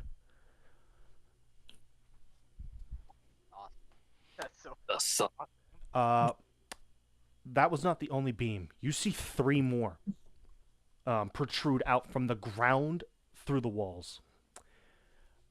You hear silence coming from beneath. There is no footsteps, there's no skittering, there's no growls. Does the quest mark as complete on Solus's book? The page burns away. We did it. We, if the trail of oil and alcohol isn't already lit on fire, so we'll see what affects you. Oh, it's on fire. The house is on fire now.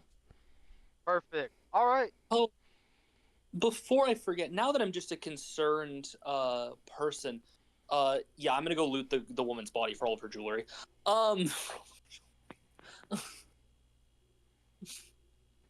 Okay. The usual. Right. Which that has a base price and a base item for a noble's jewelry as part of a noble outfit, which I'm assuming that's what it is. Yep. As you make your way over, you find Ryov is standing where you last left the body. The body is gone. Oh, peculiar. You do see What about Yeah. What about the guy? the armored guy's still there. The blood has I'm somewhat dried on his axe. Yeah. I'm like poking around his equipment. I'm not like stealing anything. It literally seems like I'm trying to find more of those little fuckers because I'm gonna kill them all. I'm like fucking like when you guys approach, there's this moment where I do the like my legs spread out like I'm about to pounce, and then I see it's you two. You're small, but you're not the right shade of whatever. So I'm gonna go back to fiddling with this guy's armor and seeing like I look at his face, I check his pack. Like, where are they? They're all- I need something. They're all dead. The job burned away. Looking in his bag, you find a couple of rations, 20 gold pieces.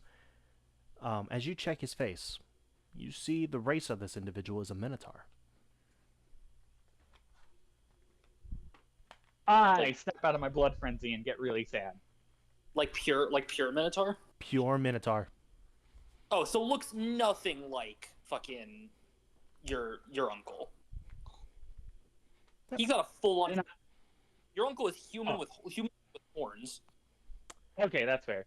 Then yeah, anything that is orange and toothy and round should probably avoid me for a bit. Yep. But Okay. Oh, I'm so. I need to go a minute without critting in order to lose this bonus. So In most of the minutes, probably over with you sprinting around outside while we did the oil and boom boom. Like, that's fair. all right. 1 second, Matt. Base looking around without doing any rolls, you do see dried blood where you last left her, Lune. And besides that, a bit of a blood splatter to the left. And that's about it. but my quest by the note I got is done, right? My killing. From what you can feel, yes. Do I get a feel that this was a test in every sense of the word, that I didn't even kill anybody? Or do I get a feel that someone just cleaned up afterwards? I can roll for that if you want. Just a thought. Yeah. Roll. I'm gonna feel really bad, like as a player, if like she's not even dead, so she just comes up to her home burning down. Dude, unless someone revived her, I ripped her head off. Do roll. Dude. Oh, with the axe, yeah. Do you have Refresh an Assassin? I do. Roll that. Solus. You pull out your book, and it does still have the same spells from your last look in it. You feel a sense of magic coming from it, as if you can still cast. So now I can actually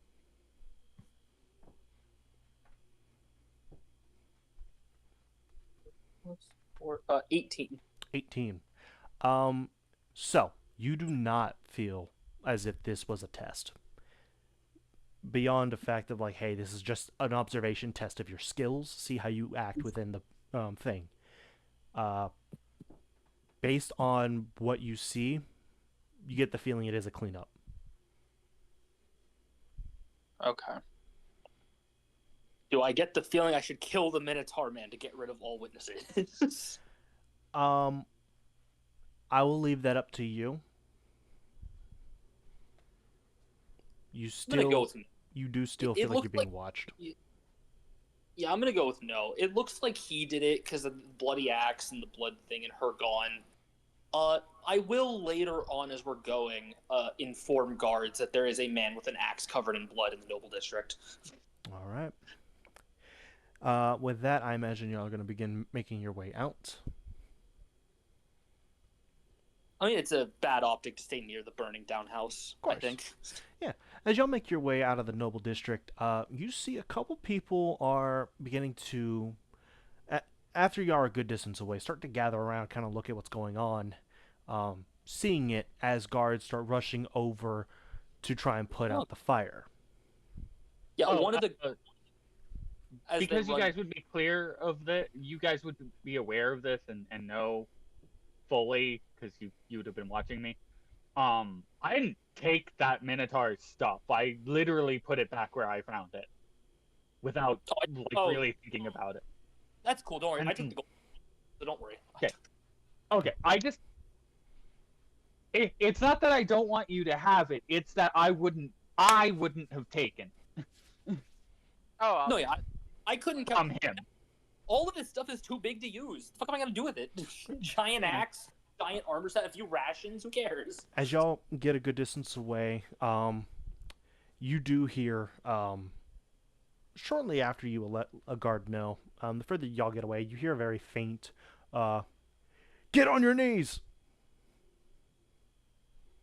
And if y'all choose to look back, you will see he is no longer unconscious, and he is indeed walking around holding his axe.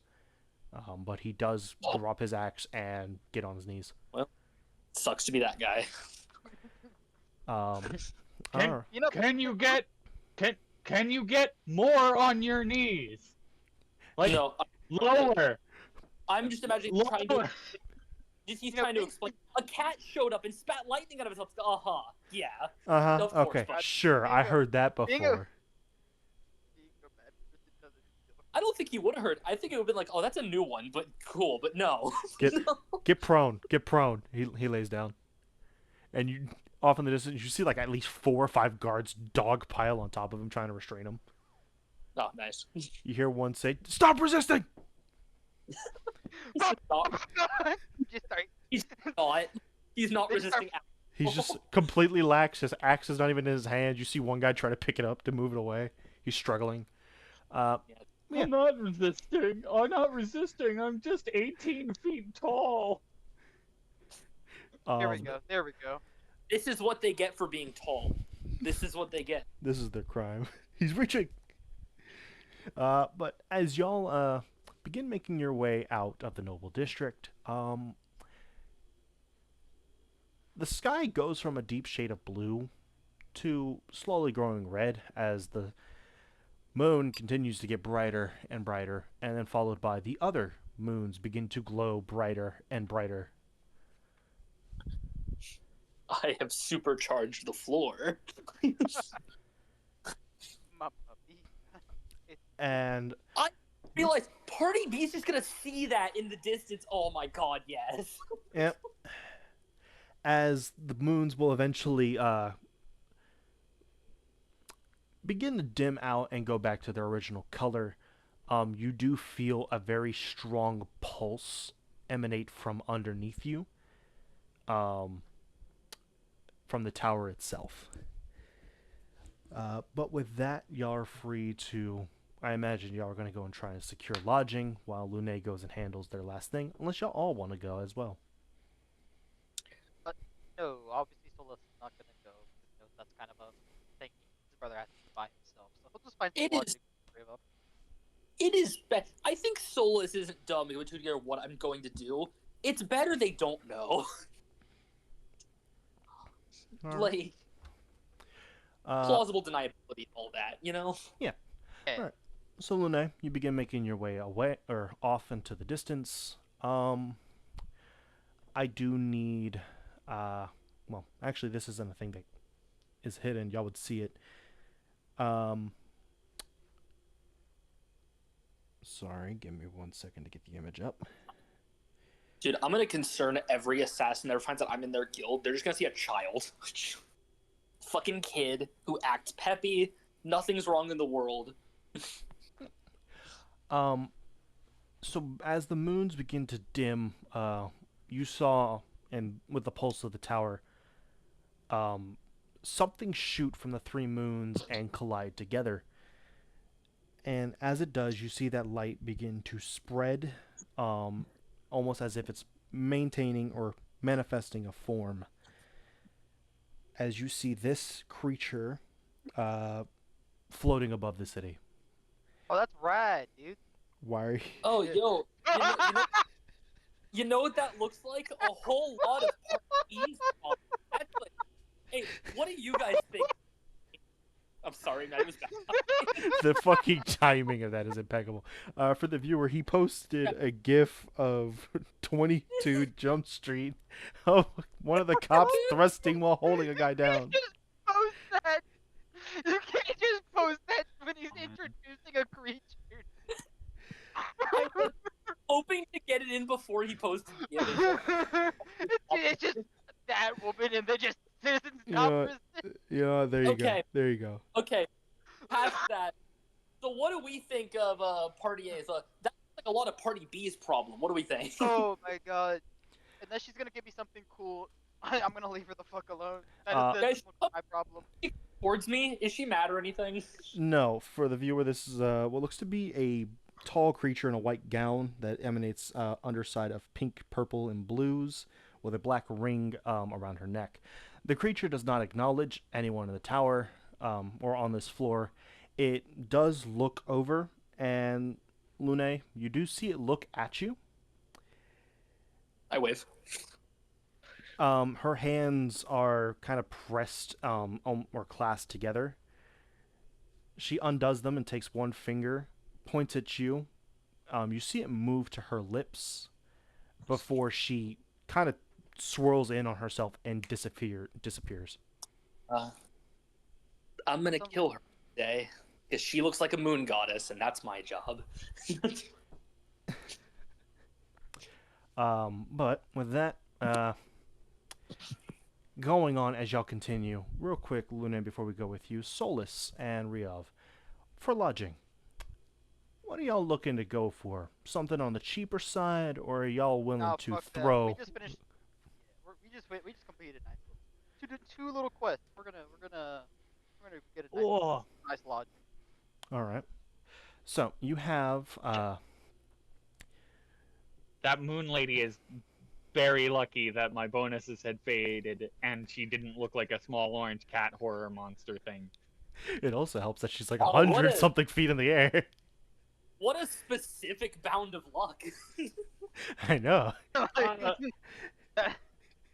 I think I could accept the penalty to hit her. Yeah, you know that minus 23 might cause some problems, but it wouldn't stop me though. Ah. But yeah. So looking around, asking around as well, you do find that there are two tavern lodgings that will be more on the expensive side. One that is here available for the upper class or more on the wealthier side, and then one that is you're lucky to, with how you're currently dressed, walk within 500 feet of the building. It's not a fucking school or an orphanage. Calm down. He just kind of looks at you and then says, "You're not properly dressed. That is something of like royalty, you know, emperors, borderline gods." Huh? Yep.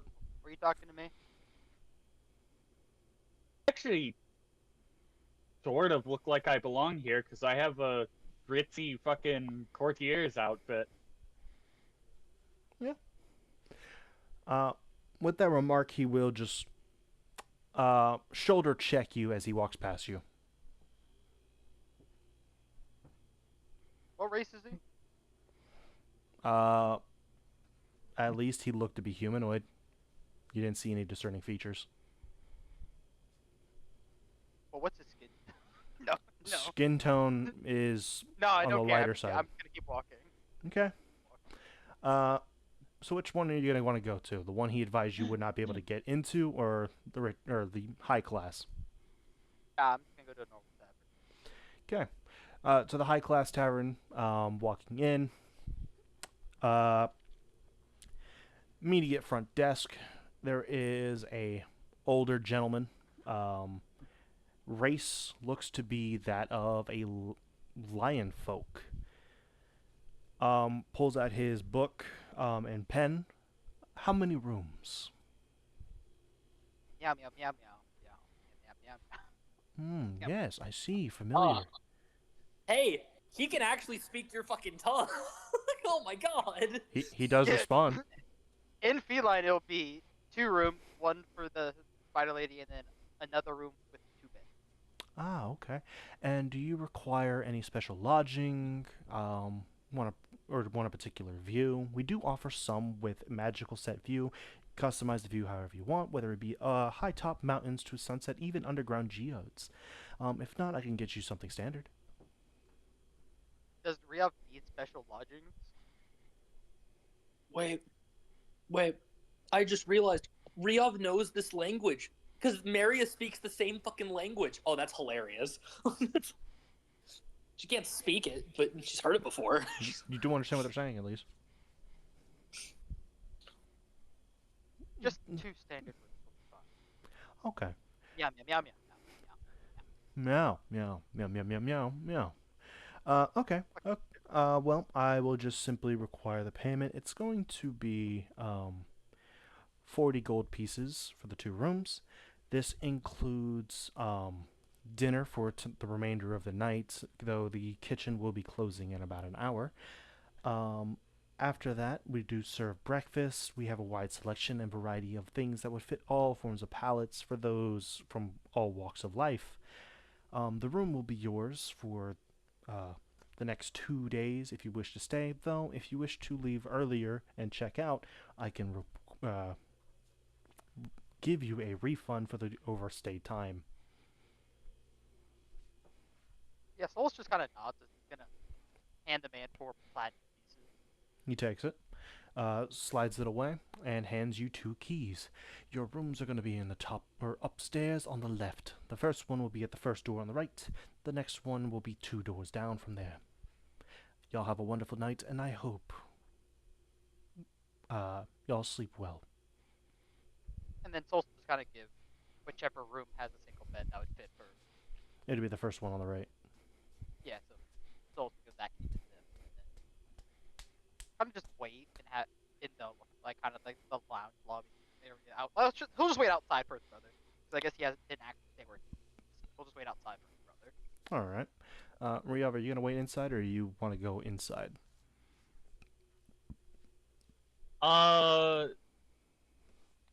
Which has less humanoid?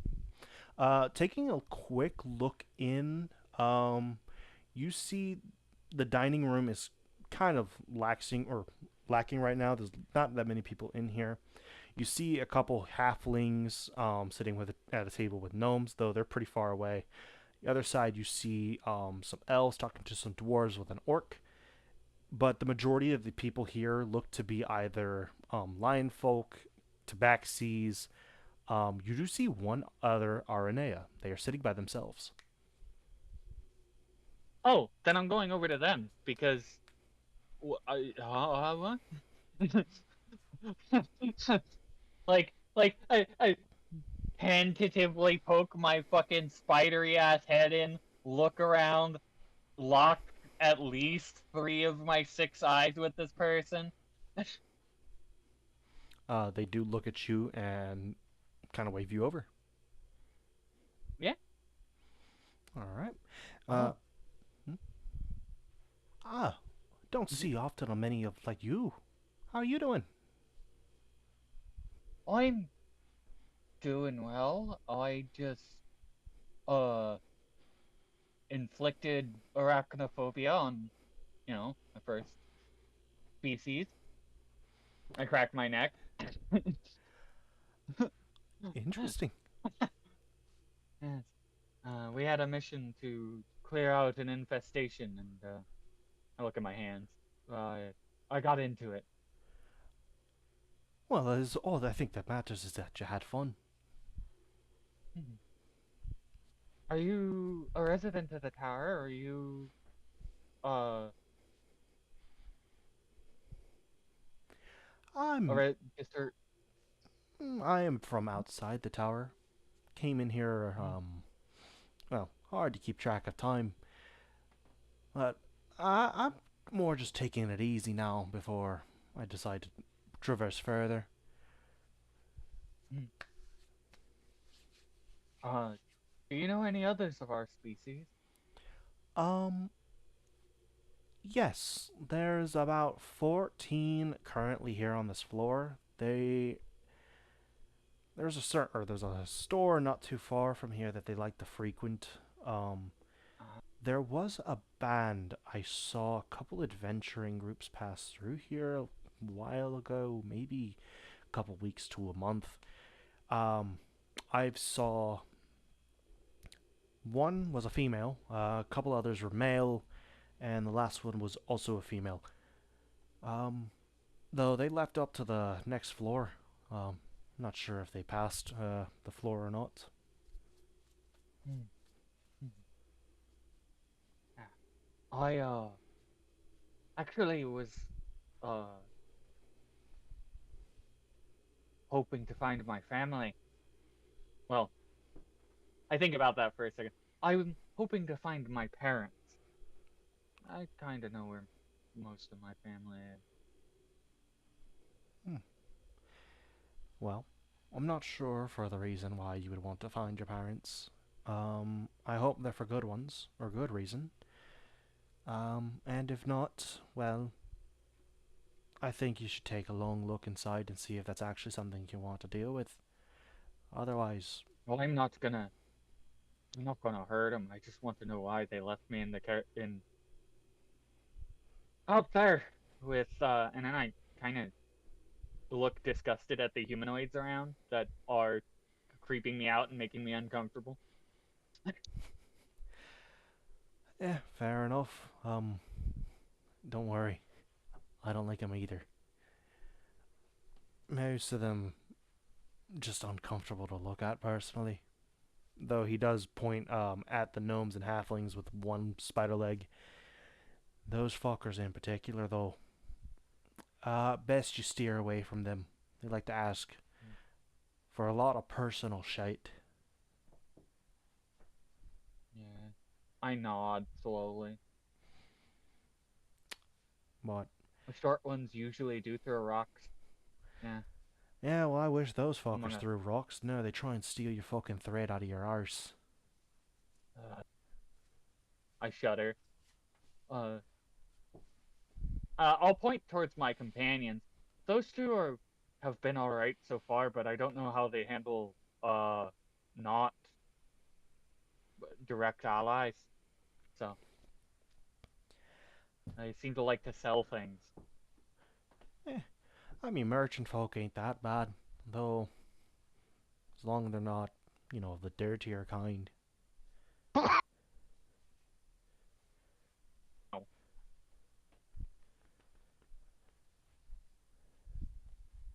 that was one heck of a sneeze. Oh yeah. No, Lune is not there. But the conversation can, Uh, yeah. yeah, I'll just sit and make small talk with this person in fucking RNA because I imagine they haven't heard it in five ever. Well, He, that's not true. I haven't spoken it in five ever. They probably speak it regularly, considering there's other RNA on this floor. they do enjoy the small talk. Lune, as you take your walk in once again at the lower district, taking your walks in, heading over to the shack, you see the shack looks a bit bigger. Um, Key once again, though wasn't or you didn't feel it always in your pocket. It's once again there. Open it up, and you see the old man once more. Um, writing in his book. Welcome back. Boss tells me you did the job cleanly, though took a unique path for it. I'd normally do it the normal way, but hey, when you have a special item, Well, kind of shrug. Well, good on you. With that, as the final blow was dealt with the weapon requested, the only thing we were having some slight concerns about was the guard. But seeing as he's still breathing, that oversight can be ignored. If you would please, as he gets out of his rocking chair, closes the book and sets it down in the chair, follow me. Keep your head down, or don't. Up to you. Obviously not a lot of kind folk back here. As you see him walk over to the wall that was to the right of him and walk through it. Look, my head is always down in the literal sense. I'm 3'8", so no, I'm not looking downwards. All right. As you Too walk, short already. fair enough. You walk through that wall, and immediately it opens up, and you find a large. Best way to say it or describe it, it looks like a large wooden lodge. There's a couple of people based on or different styles of clothing. None of them really stand out of, hey, that's an assassin. You got a barkeep off in the distance with a campfire. You got a couple of people sitting around it telling stories. Tables scattered. The old man guides you further over around the bar and takes you upstairs. Trust me, I get not looking like an assassin. I'm back in my wizard robes and I'm wearing a party hat. Trust me, I know. A couple people do smile. Holy shit, Solus is still wearing his party hat! Damn right. Damn right. Yeah, party hats are still on. As you make your way upstairs following after him, the old man opens the door and gestures for you to walk in before shutting it behind you. Alright. You see, upon walking in, the jester from before sitting at a table in front of him, or he's holding a hand of cards. You see his shirt or top is off, his pants are off, he seems to be just in his undergarments, socks, and his mask and hat. Sitting across from him is this small individual. Looks to be a small girl with a large wide-brimmed wizard hat. Her hair goes over the chair itself onto the floor. They are both holding 3 cards.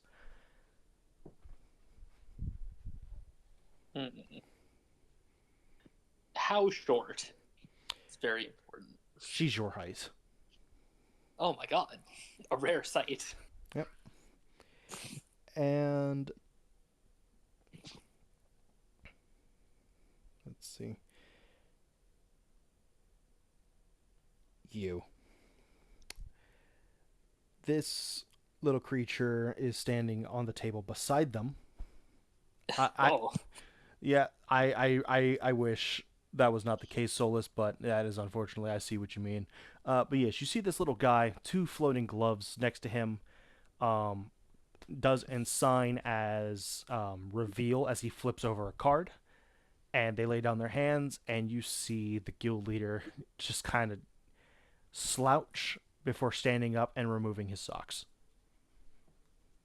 I see. All I'm getting is he's not good at cards, or the little girl's really good at cards. I don't know which. Though the guy, after finishing taking off his socks, sits back down. Their hands are shuffled and redealt out. He doesn't look over at you. So, new recruit, what should I call you? Oh, you can call me Moon. Nice to meet you, Moon. Um, nice work out there. Interesting tactic. Was not expecting a cat to come up. Cards are dealt out. They look at it. So, what are you expecting to get out of this? Occasional job. Entry into the guild. That's all. All right. He passed. Yeah. Real talk. No, I cannot take payment. It's part of the requirements for the class. All right. I can't. Yeah, he takes a card, gives it back to the dealer, and he gets another card instead. Okay. Well, if you're actually serious about this, we'll happily take you on. We got a couple things we'll have you do.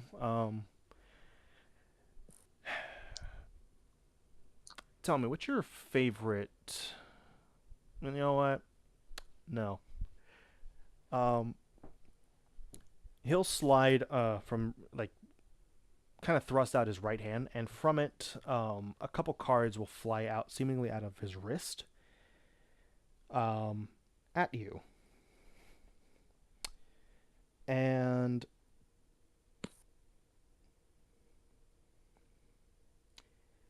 three cards appear. Or sorry, four. No. Okay. I'm sticking with three. Oh god, the number's changing. Oh yeah. The fourth card The fourth dissolves. card- And goes, yeah. It shows up and it just goes, no, I'm not feeling it. It just goes back Yeah, away. no, I'm not It's feeling like, And For X, where X is the number of cards this man draws. oh no. as on the cards reveal three little creatures I sent you. These will be the. Oh, This will be reach out, or will be messaging and how we will communicate to you as well as you responding back. I'm giving you the choice to choose who you would like to have or accompany you. These things will not participate in any form of combat. Will actually in turn flee if combat happens around them. dude, I don't think it fits Luna. That Let me second see him, guy please. was hilarious. I'll show you after. I'll show you Okay. after. That second one looks hilarious. Yeah. Really tempted, but I feel like it doesn't fit my aesthetic. Hey, completely up to you. Brother, the aesthetic. You have to think about the drip. No, yeah. Around in these streets. I'm going with the third one. All right. The two cards you didn't choose will fly back over to his wrist, as he flicks his wrist, and they lay down their cards, and you see the little girl just kind of smirk as she lays down three cards, and he gets back up and takes off his fucking hat as he throws it. Son of a bitch! That's the one I picked. That's the one I picked. Oh, that's so cute. And it's so on brand. Yeah. I want it. Uh, I want it.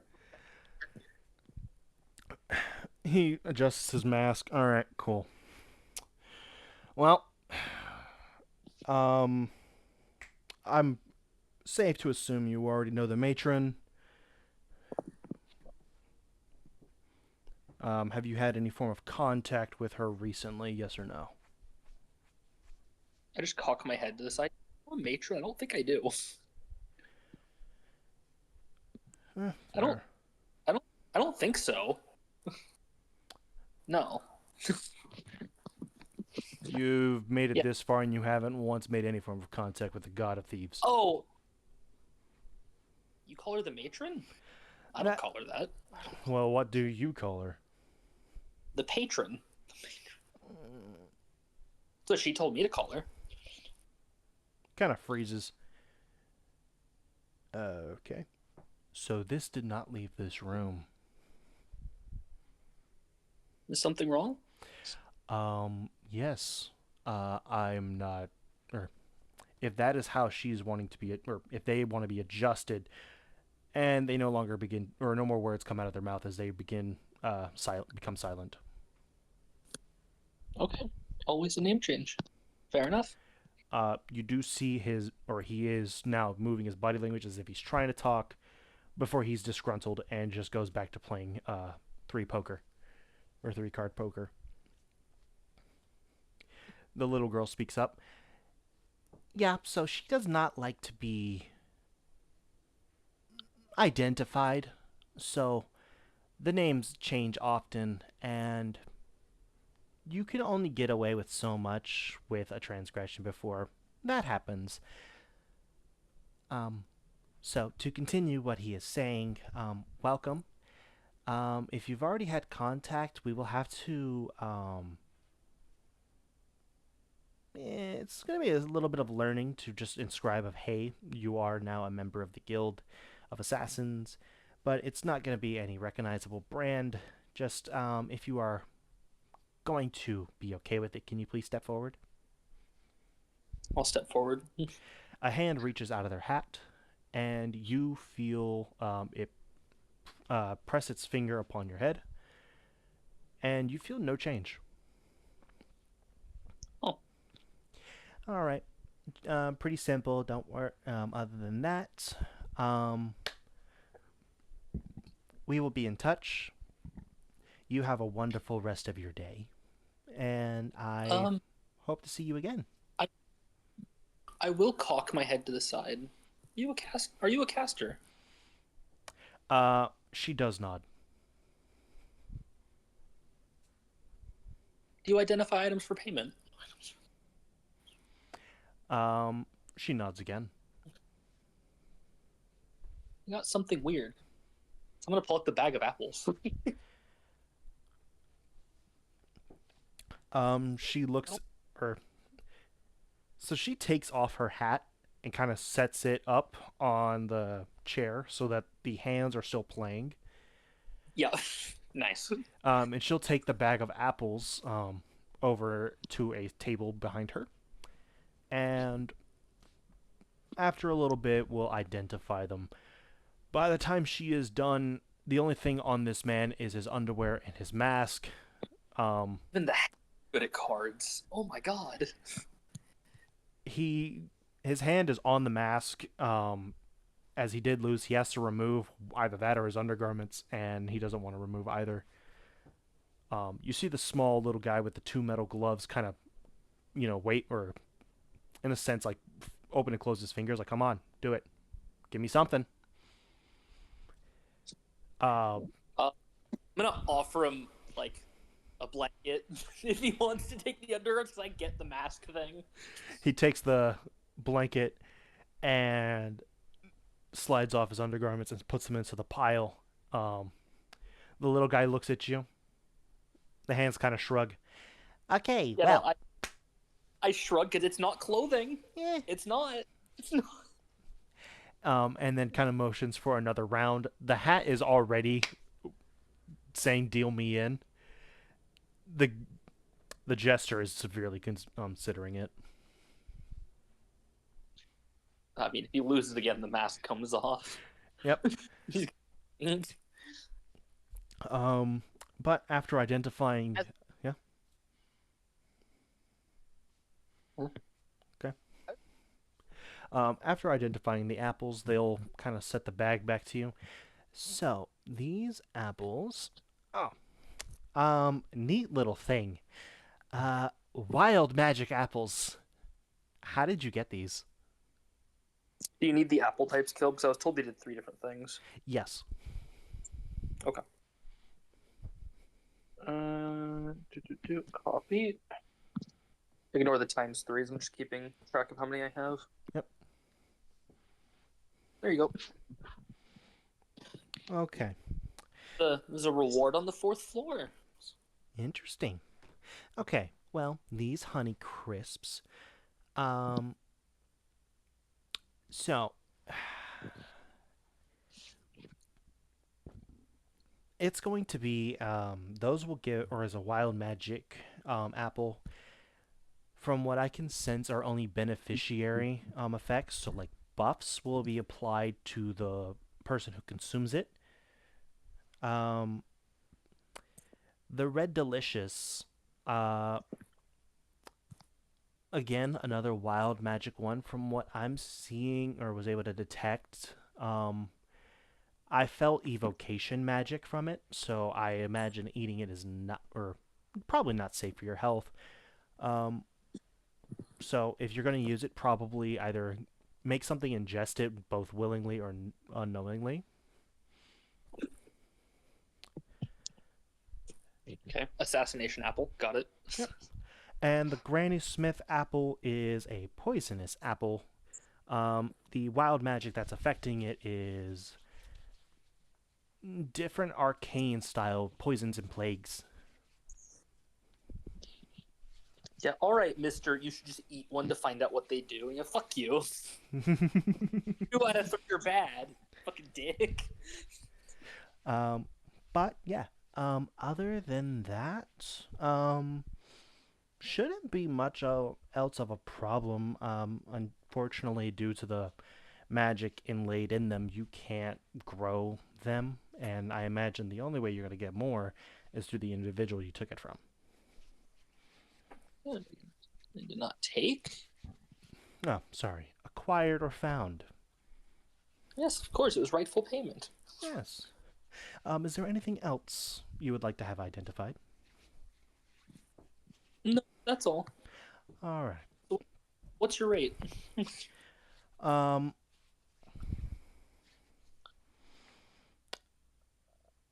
She looks you Or up do and you down. want? Or do you want one of the apples? I'll take one of the Granny Smith apples. Very and well. One of the red delicious, and I'd like to take you. Oh my! How lewd! Oh, stop it! Not now, I'm not like only- that. I'm only a boy. Well, we'll see where the night takes us, though not tonight. How about? Asking to own me is quite the large ask. Well, let's start with the date first and see what happens after. You guys are trying to have me commit suicide. What do you mean by you want me? Well, I want to take you out to personally assess your skills because I may have a task for you. I want to make sure you're going to be up for the job. Very well. If that's what you wish. Great. Do you plan to be sticking around here anytime or much longer, or do you plan to be going on to the next floor? Probably be here for a bit of the next day. Some things to sell, but after that, we're probably going to move on. Cool. I will meet you, let's say tomorrow at 11 in the marketplace. Very well. All right. Well, you have a wonderful night. As she turns back to her hat, the hat has won another round, and he simply just gets up and walks away. Yep. Just with Hol- a blanket around. Holding the blanket at like it's a towel. He gets over to about you, and you want the blanket back or no? I can get it to you later if you want. You can just send it. You can just burn it. I don't want to see it. Cool. He walks out the room as you see a small metal glove come flying behind and leave a very large dent in the door. Oh. Well, my job here is done. Yep. As you make your way back, you find Solus is waiting outside. As I will state preference because this is a jump. You walk out the door, walk out the shack, and you find yourself immediately at the entrance of the lower district. Not a far walk, you end up back into where Solus is, standing outside of a very nice tavern. A job well done. Yep. I will also state that creature you did choose is currently perched on your shoulder. I came back with a bird. Yeah, as y'all I then thought it wasn't a small toothy orange cat creature. No, none of my options were orange. They were all like similar color scheme. but with that, y'all are free, or y'all walk into the tavern. For this night, y'all do not. If y'all haven't been using your rations, I completely understand. I haven't been telling y'all exactly to stay on top of that, but y'all do have a free night of rations, and y'all get the extent or the feelings of or full bonuses of a long rest. Oh, Dun, that's da, da, that's da. extra XP for the day, guys. Yeah. Yeah, we get to find out your new spells probably next session. I can't wait. Yep. No, I want them now. Solus, what you will get instead when you wake up is the book staring at you. It does stick its tongue out at you as it flies Look at me away. with that hot mouth, boy. The 2 Oh, pages It burn. ran. Yeah, it flies away and goes back on into your bag. The 2 pages that were left do engrave, revealing 2 different things. Not more job. Yep. And two or both of them seem to also have a party limit of how many people can be available to perform this task. Motherfucker, dude. What's the limit? Alright, let me go look at the 2. Come on. Jump. Is it a limit of 2? By any chance? One is a limit of 2. The other one has a limit of 1 person. Oh. Oh. No. Listen, I can do damage, but I'm a caster, man. I can't be fighting.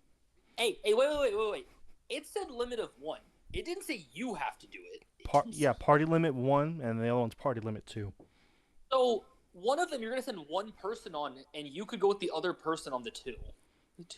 Well, I guess first of all, let me find out what the 2 things Yeah. are. What is it? These 2 creatures what if- engrave themselves on the paper. Which one's the one? What the fuck are these? The one is the glowing teeth shadow mite. Oh man, that thing looks like an orange cat that is just covered Wait. in awful shadow Wait. stuff. You said shadow. This looks like a job for me. That's true. And the other one looks to be a very stout reptilian-like creature. Okay. Yeah. Can- Let me The get other you. one- And hold on, are they on this floor? Yes. All right. That You that two other can. one. The monster Alright. hunter. What are the rewards for these? I need to know what the fuck the rewards are for these 2 things. And the right punishment. now. You don't do it. And the punishment, yeah. Same as the last. Passing results in the addition of a buff and a rule. Failure results in a penalty rule. That I don't even know. that I don't even lizard know. looks. God damn it. Go ahead. That lizard looks like it would be good in a roast. All right. Let's do it this way. You two fight the monster hunter looking fucker. I'll kill the other thing. Works for me. Yeah. Wait, where are they? Come on. Someone's gonna grab his girl. Where are they? You grab the book. First off, let me go with your dirty ass hands. You haven't cleaned them shits already. 2, I don't wanna. That's it. I pet the book. I'm never using you again. No. I'm throwing it back No, in my hold on. bag. Nope. Nope. No, Nope. I got this. Nope. Matt, please. Nope. Matt, please. Be funny. Matt. Nope. Won't I even can be flip it. I'll roll sleight of hand if You can, but it'll just go back to me. I just want to read. I just want to do something. What? I pet the book on the spine. Please? Where's the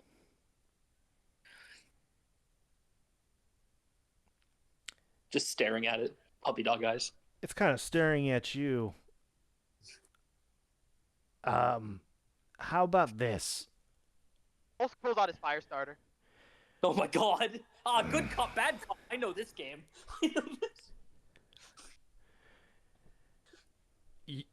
It looks at your fire starter. Hey, you can't. I'm magic. That won't work on me. You do that, you'll upset someone. Solus looks at the book like, listen here, you annoying piece of shit. My contempt for you has reached its limit. You think I need you to climb this tower? I will grow stronger as I climb. You are just a tool to be used. If you want to be used and be useful, then help me. Otherwise, I will never use you again, and you will fucking collect dust at the bottom of my pack.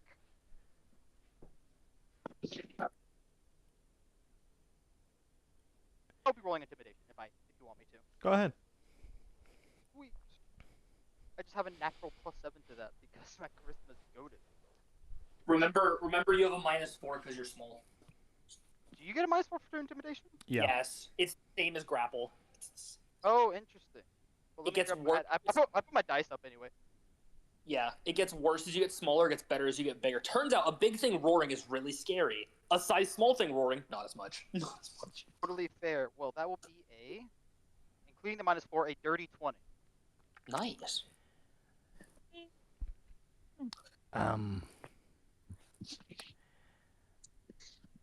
That was the roar from a very small creature. Fine. If I must adjust my attitude for you, sure. Though I would like it if you would please take your hands off of me.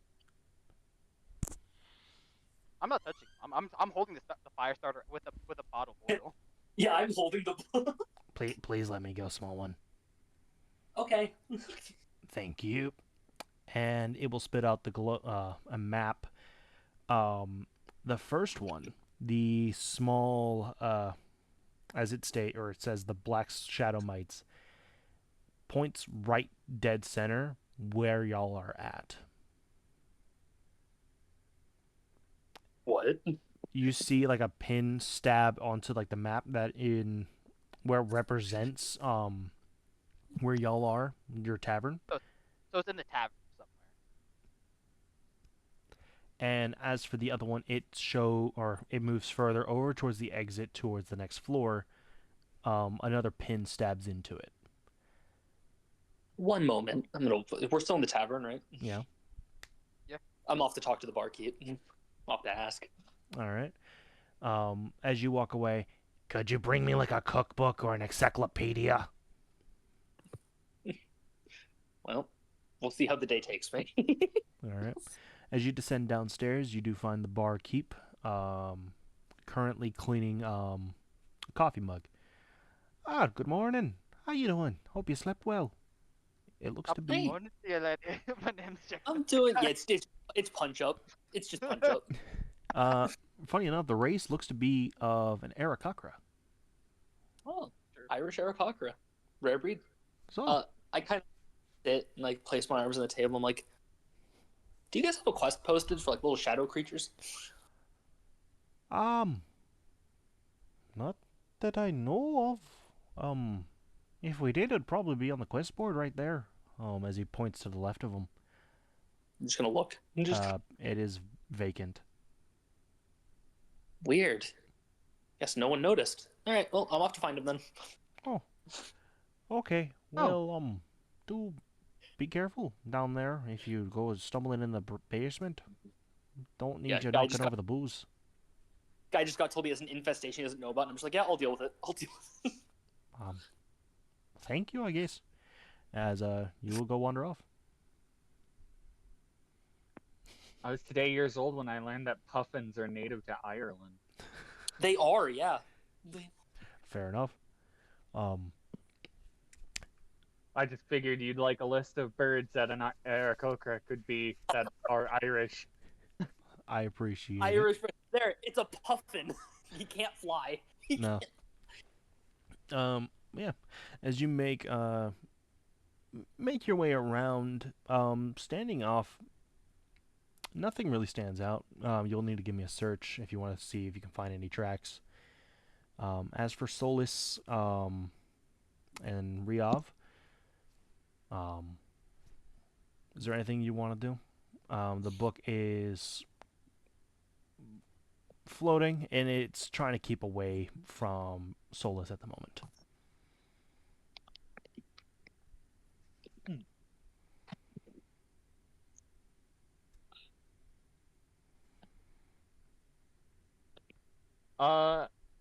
Because I don't think I was entirely privy to the whole book fiasco.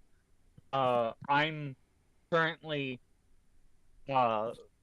thinking about all the RNA that are on this floor and like just kind of goofing off with threads of silk that I have, just like making little designs with my hands Okay. and legs.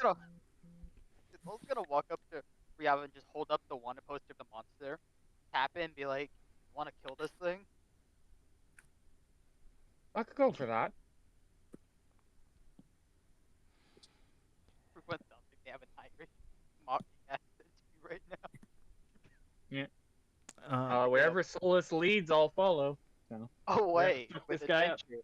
As Solus grabs the book and puts it back in his bag. The book will let you do that. It is kind of like, okay, you know, I would like to apologize being held at gunpoint. It's gonna learn to apologize. Um, All right. If it's cordial, Solus will be cordial, but you ain't gonna keep shit talking Solus. So Yeah. He will just burn the book and then never perform the ritual again. The ritual to retrieve it. we're gonna try something, Caleb. Something Mhm. a little funky. So I get these are proper shadow creatures, right? Based on the imagery of what you could see about it, yeah, they look to be made of shadow. Cool. And he mentioned they were probably downstairs, like in the basement. There might be something downstairs if you want to take a look. Just be careful about the, booze. Oh, of course, of course. And Alright. We're gonna try once I'm down, Caleb. So I'm gonna use a language I haven't used yet, and sounds horrible. Kind of like like as if someone's coldly whispering directly into someone's ear. Creatures of shadows, come before me. I am one of you, as I am. in the dark crevices of the basement, you do see a couple barrels and the like, and then one by one you see glowing like fluorescent blue teeth, kind of open, in like a circular form around in the dark or in the shadows as these small mite-like creatures begin to crawl out. Did the paper say kill, or did they like get rid of? Like, It's stated to kill. damn. Well, then I'm gonna be an asshole here. Sorry. The exact wording is either kill or sorry, it's not relocate. It's pretty much deal with. They just don't want them in this. If you have to basically disarm them or maim them, that is allowed, but killing is fine. Yeah, they just have to be dealt with. Let's check something in my template. Sorry, exact words are choice, kill or capture. Or capture, that works. Yeah, okay. I'm going to beckon them over and say, brothers, why are you here? They respond as an overlapping voice of unison. Brought, book, born, infest.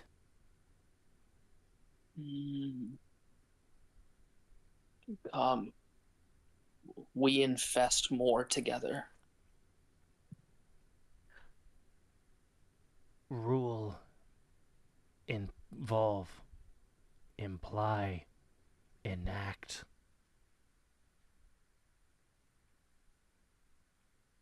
All right, what do you want rolled for what the fuck they mean by that? I'll take any knowledge roll. Just a knowledge. Mhm. All right. We should do it. 14. These creatures, if the book is to be try and understood on what it's doing, and similar with the previous creature of infestation, it seems that the things y'all are being tasked to deal with each apply a rule. These monsters seem to apply the rule of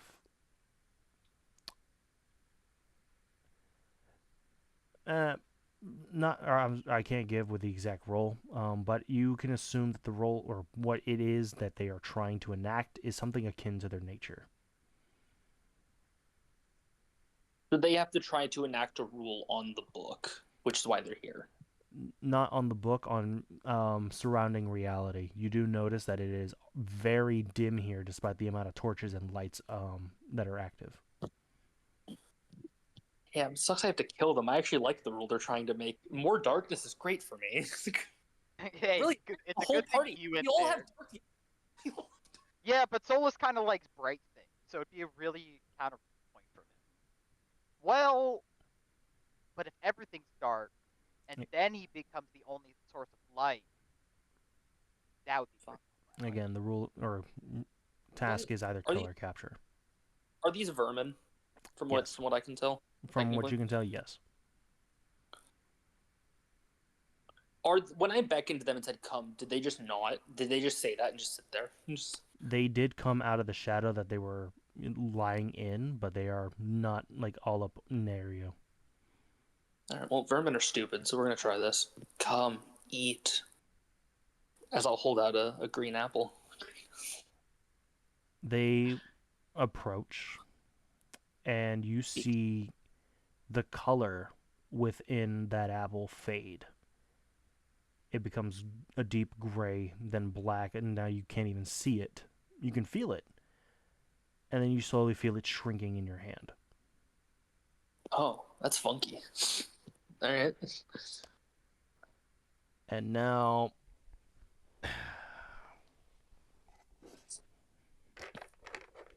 Yeah, you should have thought about this, Caleb. I have the dark. I didn't think the dark template would ever come up, but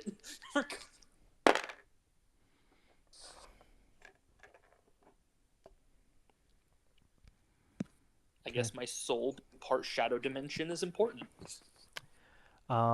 you see their fluorescent teeth begin to fade, and you hear a weird squelching noise as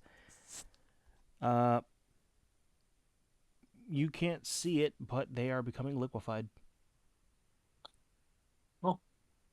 Is that quest complete, or is it just most of them are dead? They're all liquefied. I don't know if that counts as dead. The From what you can at least see, the page that you took is still active. Oh, great. I'm guessing stabbing the liquid's not going to work. I'll try, but You can make an attack. They begin to speak. Melded, one, united, greater. join, all become one. Yes, spread, grow. As I'm going to try and absorb them, because apparently that's possible. Battle of the Shadow Creatures. Oh, that is the thing with shadow creatures? Well, no, if those ones were able to eat each other, fucking... That's No, what I'm asking. this is the effect of the wild magic they rolled for the poisonous apple. The poisonous apple made them one. It made them liquefied. That's weird. What the fuck? We have attained goo form. Let's go. Do we get to go back? No. You know what, Caleb? You know what? Let's make this interesting. I'd drop a different apple on him. I'm gonna see what happens. Which one you dropping? This one's red. Oh, the red delicious. Oh no.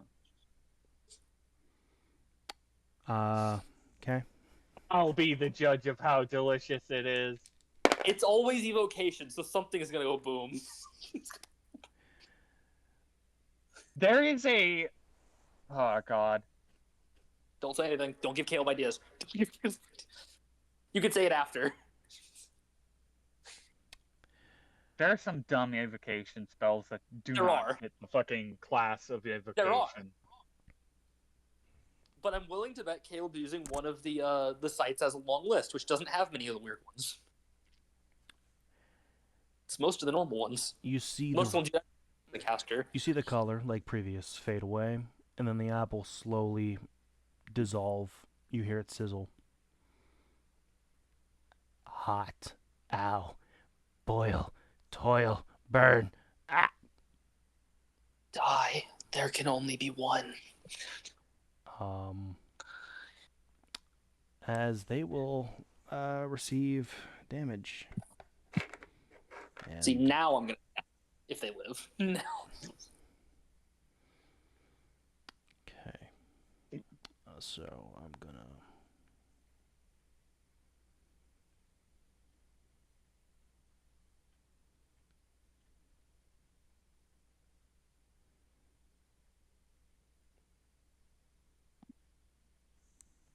They dissolve.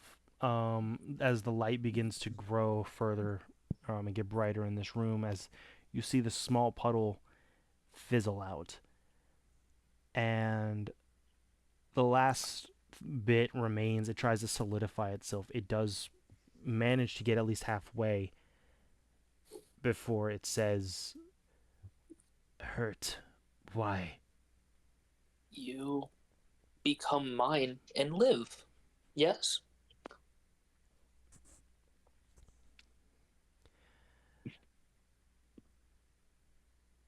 Giving it one chance. Help.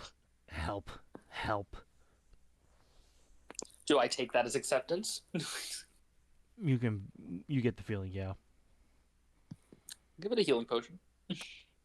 It will drain it like its color as it becomes a gray liquid. For effects and purposes, this or your health potion is now a dead potion. It will give no sustenance. It's just like water, basically. Pretty much, yeah. It's just water, but it's colored gray. We call this bottled scam. Yes. It does reform itself. It is a small, a tiny-sized mite. I'm gonna beckon it stand on my other shoulder than where my clicker is that I just got my bird. It will climb up onto you, and it will sink into what would be the shadow of your clothes, the layers. I've gained a pet. The page will burn away. Technically, capture has been made. Yeah, I killed most of them, and I captured one. Right.